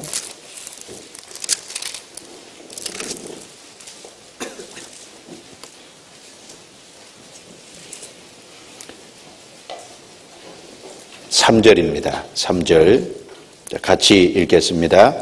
여호수아가 이스라엘 자손에게 이르되 너희가 너희 열조의 하나님 여호와께서 너희에게 주신 땅을 취하러 가기를 어느 때까지 지체하겠느냐. 하나님이 가나안 땅을 주신다고 약속했고 가나안 땅을 분배를 받았는데 그 분배받은 가나안 땅을 취하러 가기에 지체하고 있는 거예요. 뭔가 두려운 마음이 있었을 수도 있고 부지런한 마음이 아닌 겁니다. 즉시적으로 순종하는 마음이 아닌 거예요. 여호수아가 책망하기를 어느 때까지 지체하겠느냐. 자, 그런데 우리의 삶에는 지체하는 것이 없냐 그 말이거든요. 주님 앞에 사람을 낚는 업으로서 우리가 부름을 받았는데 내 옆에 전도해야 될 사람이 있는 거예요. 전도해야 될 사람이 있는데 계속 차일피일 미루고 있어요. 부모에게 전도해야 되는데 차일피일 미루고 있는 겁니다. 그 내가 주님께 기도하고 해서 안 되는 것은 어쩔 수 없지만 미루고 있는 것은 옳은 게 아니잖아요. 하나님이 약속한 가나안 땅을 취하러 가야 되는데 취하지 않고 미루고 있는 것은 옳지 않은 겁니다. 그리고 이 순종이 즉각적인 순종인 동시에 자원하는 순종이었을 겁니다. 베드로, 안드레, 야고보, 요한이 마지못해서 순종했을까요? 그렇지 않을 겁니다. 아마 자기들은 더 높은 이상을 갖고 있고 그리고 어떤 더 높은 꿈을 갖고 있기 때문에 이제 더 하나님의 영광을 나타내고자 하는 마음이 있기 때문에 부름받을 때요, 기쁜 마음으로 자원하는 마음으로 곧 버려두고 쫓으니라. 즉시 쫓은 겁니다. 이 주님이 부르실 때 자원해서 순종하는 것을 하나님 기뻐하실 거예요. 구약에 성막 지을 때 보면은 성막에 짓는 재료를 가져오는 사람들, 자원해서 가져오는 사람들 것을 받으라 그랬잖아요. 하나님은 자원하는 에서 가져오는 그걸 기뻐하시는 겁니다. 그리고 거기서 봉사한 사람도 다 자원하는 사람들이 거기서 봉사해서 성막을 건축하지 했지 않습니까? 그 성경에 이런 말씀이 있죠. 고린도후서 8장입니다. 찾아보죠.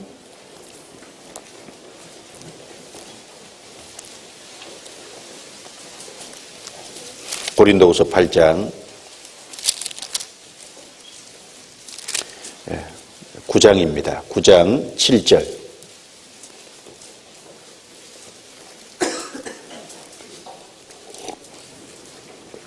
이 말씀 같이 읽어보겠습니다.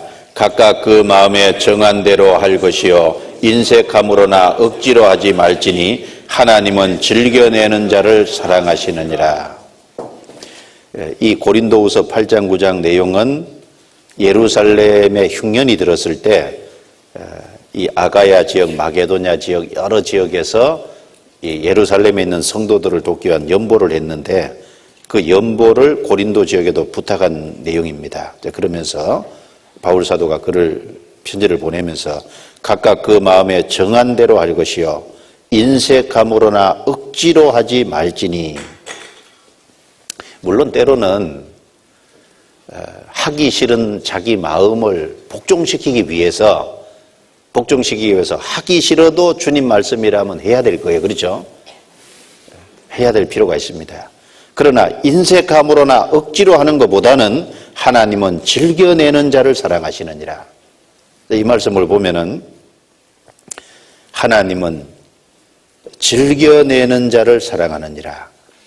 연보를 할 때 특별히 즐겨내는 자를 사랑한다. 우리가 하나님께 자신을 드릴 때 즐거이 헌신하는 자를 하나님은 사랑할 겁니다. 그렇죠? 뭐든지 즐거운 마음으로 하는 사람을 하나님은 사랑할 거예요. 왜? 즐겨내는 자를 왜 사랑하실까요? 즐겨내는 거하고 사랑하고 연결되어 있다고 되어 있는데 여러 가지 이유가 있을 겁니다. 즐겨낸다는 것은 하나님을 사랑한다는 증거 아니겠습니까? 하나님이 부르실 때 자원하는 마음으로 쫓는 건 하나님을 사랑한다는 증거일 겁니다. 그리고 너희는 먼저 그 나라와 그의 의를 구하라. 그리하면 이 모든 것을 너희에게 더하시리라. 즐겨낸다는 것은 우선순위가 하나님께 있다는 증거일 겁니다. 그리고 즐겨낸다는 것은 즉 땅의 것을 내놓는다는 것은 하늘의 소망을 뒀다는 증거겠죠. 그리고 적어도 물질을 즐겨낼 때는 거기에는 복음과 교회와 그리고 다른 영혼을 사랑하는 마음이 있기 때문에 내는 거지 않습니까? 그리고 즐겨낼 때는 이기적인 마음보다는 이타적인 마음이 있다는 거죠. 다른 사람을 생각하기 때문에 즐겨내는 걸 겁니다. 그 즐겨내는 데는 이런 마음이 있기 때문에 주님이 사랑하는 거예요. 돈 냈다고 사랑하는 것이 아니라 그런 마음이 있기 때문에 낼 수 있다 그 말이거든요. 그러니까 주님이 사랑하잖아요. 자원하는 것을 주님은 기뻐하실 겁니다. 그리고 이들은 순종을 할 때 철저히 순종했습니다. 그래서 곧 버려두고 쫓으니라. 그 말씀뿐 아니라 누가복음 5장에 보면은 깊은 데로 가서 그물을 내려라 그 말씀할 때 베드로가 깊은 데까지 가야 되잖아요. 그렇지 않습니까? 깊은 데까지 가서 그물을 내려서 물고기가 엄청 잡혔습니다. 주님이 가라는 데까지 가는 겁니다. 우리가 가끔 보면요, 순종을 반만 해. 순종하는 척만 하는 경우도 있어요. 순종을 할 때 제대로 해야 되는데 순종을 적당히 하면 안 되거든요. 아브라함에게 가나안 땅까지 가라 그랬는데 아브라함이 하란에 가서 한참 멈춰 있다가 결국은 마침내 가나안 땅에 들어갔더라. 창세기 12장 5절에 보면은 중요한 건 마침내입니다. 가라는 데까지 가야만 순종인 거예요. 만약에 아브라함이 하란에 계속 머물고 있었다. 그건 불순종이잖아요, 결국은. 이 에스겔서 4장에 보면은 하나님께서 에스겔 선지자에게 이런 것을 시켰습니다. 북이스라엘에 죄가 있으니까 그 북이스라엘의 죄를 경고하기 위해서 우편으로 390일을 옆에 모로 누워 있으라 그랬습니다. 그리고 남유다의 죄를 책망하기 위해서 좌편으로 40일을 누워 있으라 그랬어요. 합 430일을 이제 반듯하게 눕는 게 아니라 모로만 누워 있어야 됩니다. 그러면 1년 이상이 되잖아요. 그런데 에스겔은 그걸 그대로 순종했잖아요. 주님의 말씀을 때는 순종하는 데는 고난이 있을 수도 있습니다. 그런데 그대로 순종하는 거예요. 이사야 선지자는 이사야 20장에 보면은 이스라엘 백성들이 하나님을 의지하지 않고 애굽을 의지하니까 하나님이 애굽을 심판해서 아수르의 손에 벌거벗겨 잡혀갈 거라는 것을 알려주기 위해서 3년이나 3년이나 벌거벗은 몸으로 다니라 그랬잖아요.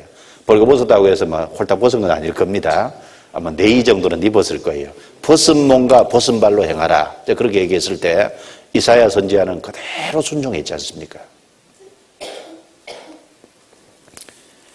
이 사울 왕은 순종하는데 적당히 순종하고 만 거예요. 아말렉을 진멸하라. 사무엘상 15장에 그렇게 말씀했을 때 아말렉을 완전히 진멸했는데 아각 왕을 사로잡았고 그리고 가축 중에 좋은 것은 살렸거든요.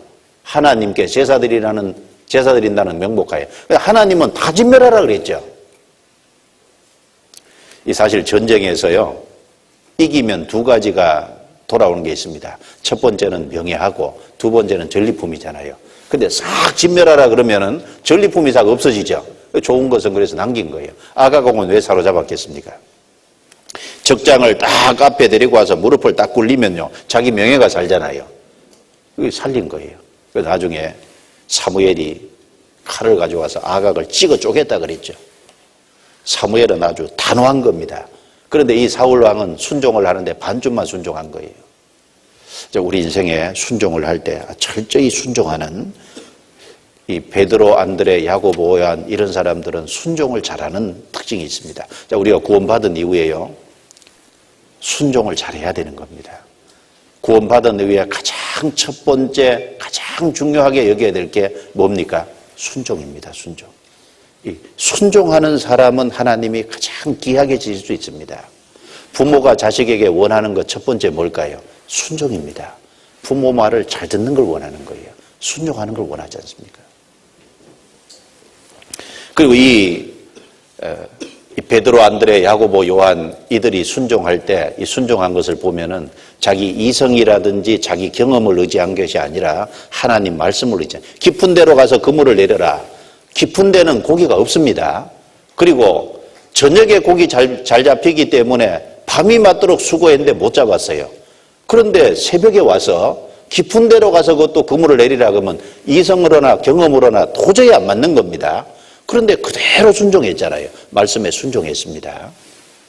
특별히 학생 때 말씀을 붙잡아야 됩니다. 말씀을 가까이 하고, 말씀을 많이 읽는 것도 중요하지만은 많이 읽는 것보다는 말씀을 한 장을 읽더라도 말씀을 자꾸 정리해 가면서 무슨 뜻인지 마음에 좀 새겨가면서 읽어야 됩니다. 그리고 그 말씀을 주님이 내게 주신 말씀이 확실하면 계속 붙잡아야 될 거예요.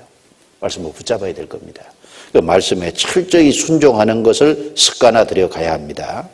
그래서 특별히 대학생 때 순종해야 될 말씀이 많이 있죠. 대학교 가서요, 데모하면 안 돼요. 아시겠죠? 요즘 자꾸 데모하려고 그러는데 데모하는 건 불순종입니다. 쓸데없는데 휘말리면 안 됩니다.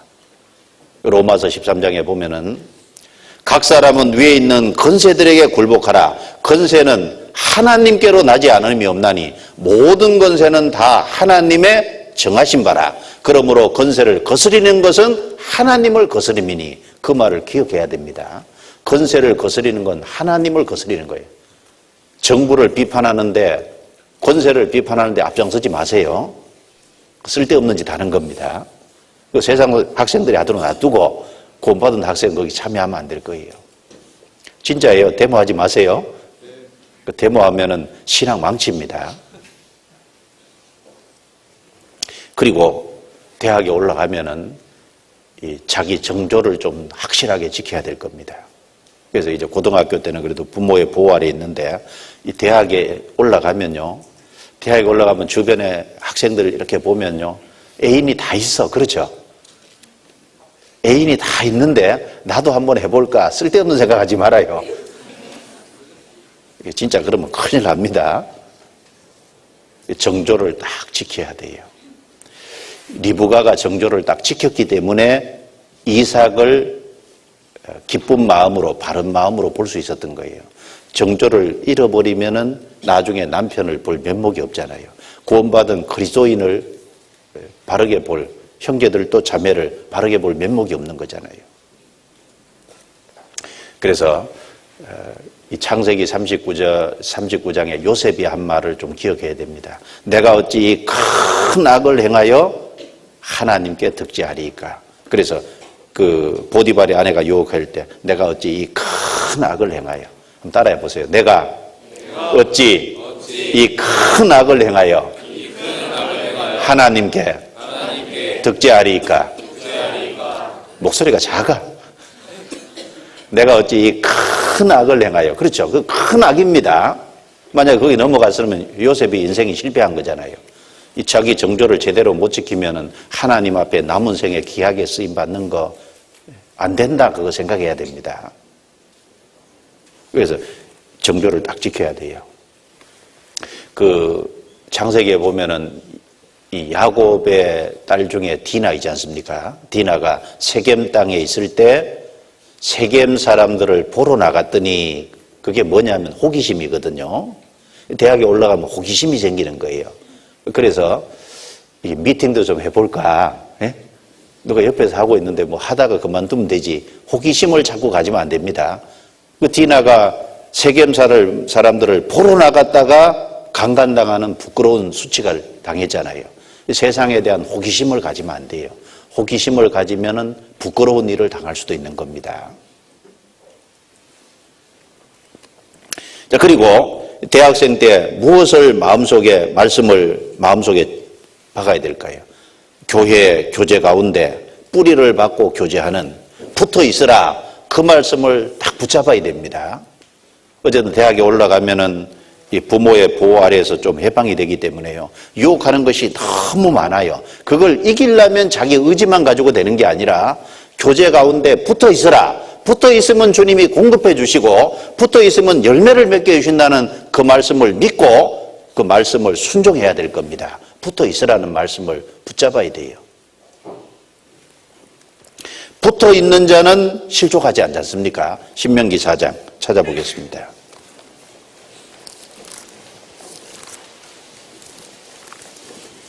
신명기 4장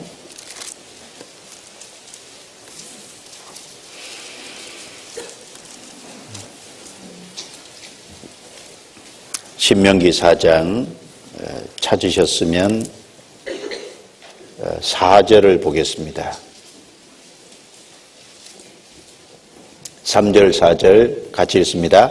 여호와께서 바알보올의 일을 인하여 행하신 바를 너희가 목도하였거니와 바알보올을 좇은 모든 사람은 너희 하나님 여호와께서 너희 종에게 중에서 진멸하셨으되 오직 너희의 하나님 여호와께 붙어 떠나지 않은 너희는 오늘까지 다 생존하였느니라.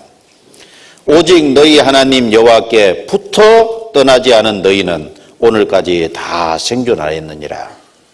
붙어 있는 것이 중요합니다. 하나님이 역사하시는 곳이 교회니까 오늘날 교회에 붙어 있는 사람, 그 사람은 주님께서 신앙을 지켜주실 겁니다. 유혹에서 막아주실 겁니다. 그리고 대학에 올라가면은 시간이 많지 않습니까? 고등학생 때보다도 시간은 조금 더 여유가 있을 겁니다. 그런데 그 대학생 때 바쁘긴 바빠도 그 시간을 가지고 나중에 직장에 가는 사람에 비하면 시간이 그래도 많이 여유가 있거든요. 그 시간 가지고요, 교회에서 봉사해야 돼요. 그렇죠? 교회에서 봉사하는데 부지런히 어디든지 참여를 해가지고 거기에 함께 가까이 하려고 해야 됩니다. 그래야만 신앙이 지켜질 수 있을 거예요. 그래서 이번 겨울에도 참 바쁘셨죠. 동계 수련회 했죠. 그 다음에 대학생 겨울 수련회 했죠. 사무엘 학교 했죠.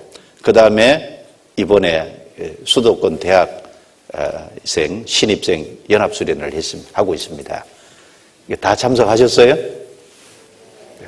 진짜요? 예. 다 참석한 사람은 복된 겁니다. 시간 뺏겼다 그렇게 생각하지 말고 그 참여했으니까요, 정신없이 지났죠. 정신없이 지났는데 자기도 모르는 사이에 신앙이 많이 좋아졌을 겁니다. 그리고 대학에 들어가서 이제 생활하는데 생활할 수 있는 힘을 많이 받았을 거예요. 그거 이제 꾸준히 참석한 사람은요, 틀림없이 힘이 많이 돼 있을 겁니다. 그리고 전도하는 것, 전도하라고 성경에 그러지 않습니까? 전도하는 것에 신경을 많이 쓰고 학생으로서 열심히 공부하는 것에 신경을 쓰고 그리고 학생으로서 신앙이 그리스도인으로서 세상과 딱 구별이 돼야 될 겁니다. 그런 말씀을 순종해야 됩니다. 구원받은 사람은 까마귀가 아니잖아요. 비둘기입니다. 세상과 혼잡되면 절대 안 됩니다. 이 베드로가 이제 갈릴리 호수 바닷물을 탁 밟고 서지 않습니까? 물 위에 서서 걷는 것처럼 그래야지 구원받은 사람이 세상으로 물속에 빠져들어가는 것처럼 세상으로 빠져들어가면 안 되지 않습니까? 딱 버티고 서야 될 거예요. 그래서 말씀에 순종하는 것이 필요할 겁니다. 그리고 뜨거운 마음으로 이 베드로, 안드레, 야고보, 요한 이 사람들이 3년 반 주님과 동고동락을 했는데 이들이 중간에 잠시 실수하고 시험을 받아 주님을 떠나기로 했죠. 주님이 죽으실 때. 그러나 다시 모여서 그들은 아주 뜨거운 마음을 갖고 남은 생에 주님 앞에 갈 때까지 주님을 따랐습니다. 이 특별히 대학생 때 마음이요 냉랭하면 안 돼요. 주님은 마음이 냉랭한 걸 싫어하지 않습니까? 요한계시록 3장의 라오디게아 교회를 보면은 내가 차지도 않고 더웁지도 않아도다. 내가 차지도 않고 더웁지도 아니하며 이같이 미지근하니 내가 내 입에서 너를 토하여 내치리라. 미지근한 것은 옳지 않습니다. 그 청년의 바른 태도도 아니죠. 나이 많은 사람이라면 이해가 좀 돼요. 그런데 젊은 사람이 냉랭하면 어떻게 해요? 젊은 사람은 마음이 뜨거워야 됩니다.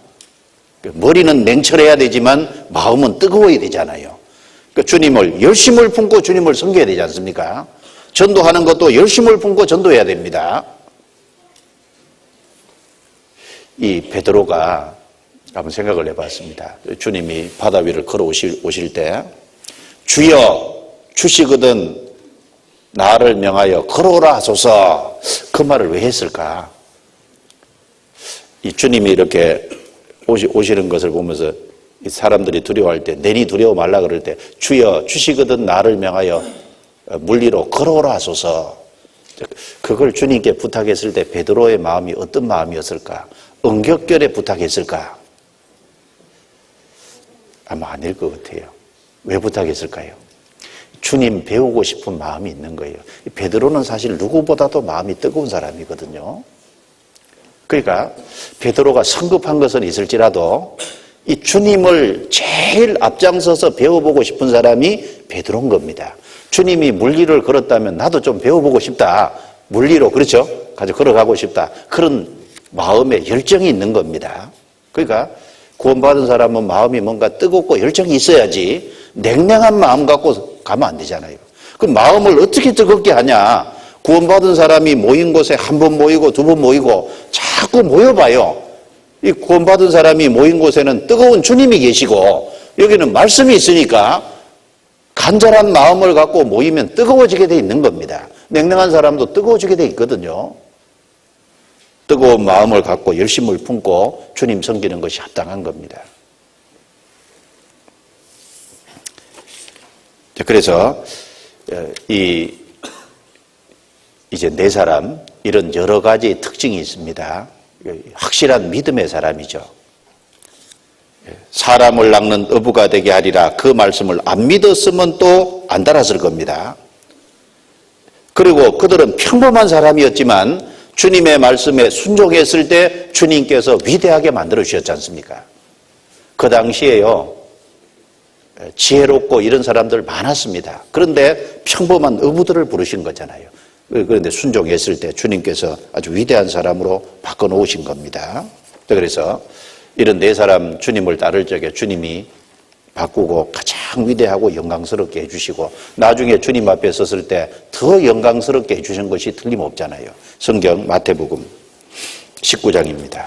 넘겨보겠습니다. 마태복음 19장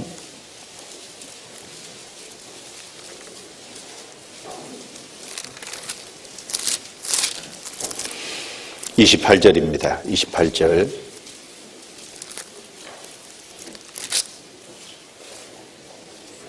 같이 읽겠습니다. 예수께서 가라사대 내가 진실로 너희에게 이르노니 세상이 새롭게 되어 인자가 자기 영광의 보좌에 앉을 때 나를 좇는 너희도 12 보좌에 앉아 이스라엘 12 지파를 심판하리라. 모든 것을 버리고 우리가 주를 쫓았는데 우리가 무엇을 얻을 수 있겠습니까? 세상이 새롭게 되어 인자가 자기 영광의 보좌를 얻을 때, 앉을 때 나를 쫓는 너희도 12보좌에 앉아 이스라엘 12지파를 심판하여 영광스럽게 된다 그 말이지 않습니까? 이 네 사람은 주님께 인생을 딱 걸어버린 사람이거든요. 우리 시대에 보면요, 어떤 사람은 스포츠에다가 자기 인생을 딱 거는 사람도 있고, 어떤 사람은 재물에다가 자기 인생을 걸고, 어떤 사람은 지식을 얻는데 자기 인생을 온통 거기다 걸고, 어떤 사람은 명예 얻는데 걸고, 어떤 사람은 술에다가 인생을 걸고, 어떤 사람은 여자에게다가 세상적인 것에다가 인생을 거는데, 구원받은 사람은 예수를 쫓으니라 예수님에게 인생을 건 사람이잖아요. 구원받은 사람이 이제 뒤집지 않은 전병이 되면 안 되죠. 호세아 8장에 보면 뒤집지 않은 전병. 한쪽은 세상에 한쪽은 주님께 발을 양쪽에 걸면 안 됐잖아요. 뒤집지 않은 전병. 한쪽은 굽혀진 떡이고 한쪽은 안 굽혀진, 그 합당치 않은 겁니다. 구원받은 사람은 자기 인생을 주님께 딱 맡겨야 되는 거예요. 그리고 자기 인생을 주님께 딱 걸어야 되는 겁니다. 그래서 예수님께서 누가복음 14장에 예수님을 따라오는 자는 예산 바르게 세우라 그랬지 않습니까? 거기 보면 적어도 주님을 따르기 위해서는 버려야 될 것이 있는 겁니다. 예산을 세워야 될 것 중에 뭐가 있어요? 먼저는 자기 가족 집어넣으라 그랬습니다. 누구든지 자기 부모나 자식이나 자기 형제나 자매를 나보다 더 사랑하는 자는 내게 합당치 않다. 먼저는 자기 가족 예산을 집어넣으라 그랬고, 두 번째는 자기 십자가를 지고 나를 쫓지 않는 자도 내게 합당치 않다. 주님 제자가 되려면 자기 십자가 고난을 각오해야 된다는 겁니다. 주님 따라가는 데는 희생과 수고가 있게 마련인 거예요. 그리고 주님을 따라가는 길에는 누구든지 자기 목숨을 미워하지 않으면 합당치 않다 그랬습니다. 자기 생명도 집어넣고, 그리고 자기의 모든 소유를 버리지 않는 자는 내게 합당치 않다. 자기 모든 소유도 집어넣으라 그랬습니다. 주님 따라가는 것에는요, 주님께 우리 인생을 딱 맡긴 거예요. 예수를 쫓으니라. 그거 봐요. 그 물고기 잡아먹는 그 일을 하다가 예수를 쫓으니라. 예수님께 자기 인생을 걸었다는 거지 않습니까? 구원받은 사람은 예수님께 자기를 의탁한 사람이 되는 거예요. 예수님께 자기 인생에 자기 운명을 딱 맡긴 사람이 되는 겁니다. 그렇게 쫓아갈 때 끝까지 바르게 쫓아갈 수 있는 겁니다. 그런 사람이기 때문에 주님께서 마지막 영광의 보좌에 앉으실 때 영광스럽게 해주겠다고 약속하신 겁니다. 이 세상의 것은 잠시 있다 없어집니다. 주님 앞에 설 때 더 영광스럽고 엄청난 것이 있어요. 그리고 결국은 그렇게 하는 것이 자기를 위하는 겁니다. 그 성경에 내 행복을 위해서 그렇게 하라 그랬죠? 결국은 그것이 구원받은 사람을 위한 거예요. 자신을 위한 겁니다. 그래서 대학생 시절에 이제 이 네 사람의 모습을 좀 통해서 주님이 어떤 사람을 쓰시는지 좀 생각해 보고, 나도 그런 사람이 되어야 되겠다는 마음의 각오를 좀 할 필요가 있고, 마음을 딱 정하고 살아야 될 겁니다. 마음이 딱 정해도 유혹이 오면 흔들려요. 그런데 마음을 안 정하면 유혹이 오면 더 무너집니다. 그렇죠?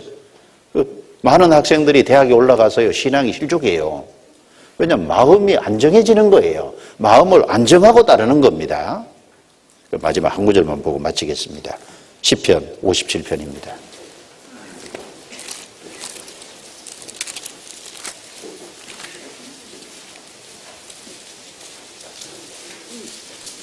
(57편) 7절 8절 7절 8절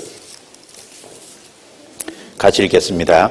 하나님이여, 내 마음이 확정되었고 내 마음이 확정되었사오니 내가 노래하고 내가 찬송하리이다. 내 영광아 깰지어다. 비파야 수금아 깰지어다. 내가 새벽을 깨우리로다. 시편 기자는 하나님이여, 내 마음이 확정되었고 내 마음이 확정되었사오니, 이게 확정됐다는 말이 확고하다 그 말이죠. 내 마음이 하나님께 확실히 고정되어 있다 그 말입니다. 구원받은 사람은 마음이 확정되고 확정돼야 됩니다. 주님께 확정되고 주님께 고정되고 주님을 향해서 확고해지고 말씀에 고정되고 교회 가운데 고정되고 그래야죠. 이 마음이 확정된 사람이 찬양이 나오는 겁니다. 내가 노래하고 내가 찬송하리이다. 마음이 확정된 사람은 주님께 찬양을 할 수 있습니다. 그리고 마음이 확정된 사람은 여기 8절에 깰지어다 내가 새벽을 깨우리로다. 무슨 말씀입니까? 확정된 사람은 세상을 깨우는 일을 할 수 있을 겁니다. 내가 새벽을 깨우리로다. 세상은 캄캄한 밤입니다. 내가 새벽을 깨우리로다. 정말 주님께 마음이 고정되고 확고한 사람은 세상에 구원받은 사람은 세상의 빛이라 그랬죠. 빛으로서 세상을 깨우는 일을 하고 살 수 있을 거예요. 그래서 이 대학 시절에 좀 더 주님께 헌신되고 주님께 바쳐진 그런 학생들이 다 되기를 바랍니다. 잠깐 기도드리고 마치겠습니다.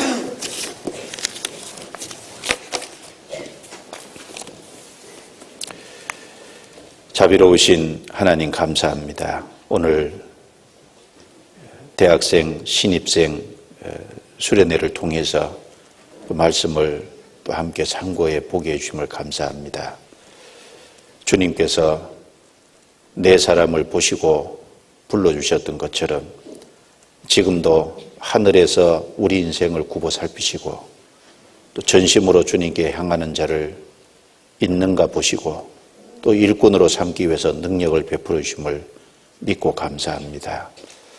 특별히 고등학교를 졸업하고 대학교에 새로이 진학해서 새 출발하는 우리 학생들에게, 특별히 그리스도인 학생들에게 주님께서 더욱 새 힘을 주시고 마땅히 어떠한 사람이 되어야 될지를 깊이 생각하게 해주시고 하나님을 향해서 마음이 고정되어 살 수 있도록 도와주옵소서. 더 높은 이상을 갖게 하시고 주님 앞에 더 보람된 생을 살아가도록 도와주시고 무엇보다 하나님의 몸된 교회에 붙어서 주님의 공급을 받고 더 힘을 얻고 세상의 유혹을 이겨나가도록, 그리고 사람을 낚는 어부가 될 수 있도록 주님께서 인생을 이끌어 주시기를 간절히 원합니다. 거룩하신 주님의 능력의 손에 모든 것을 맡기고 부탁드립니다. 우리를 구원해 주신 주 예수님 이름으로 기도드리옵니다. 아멘.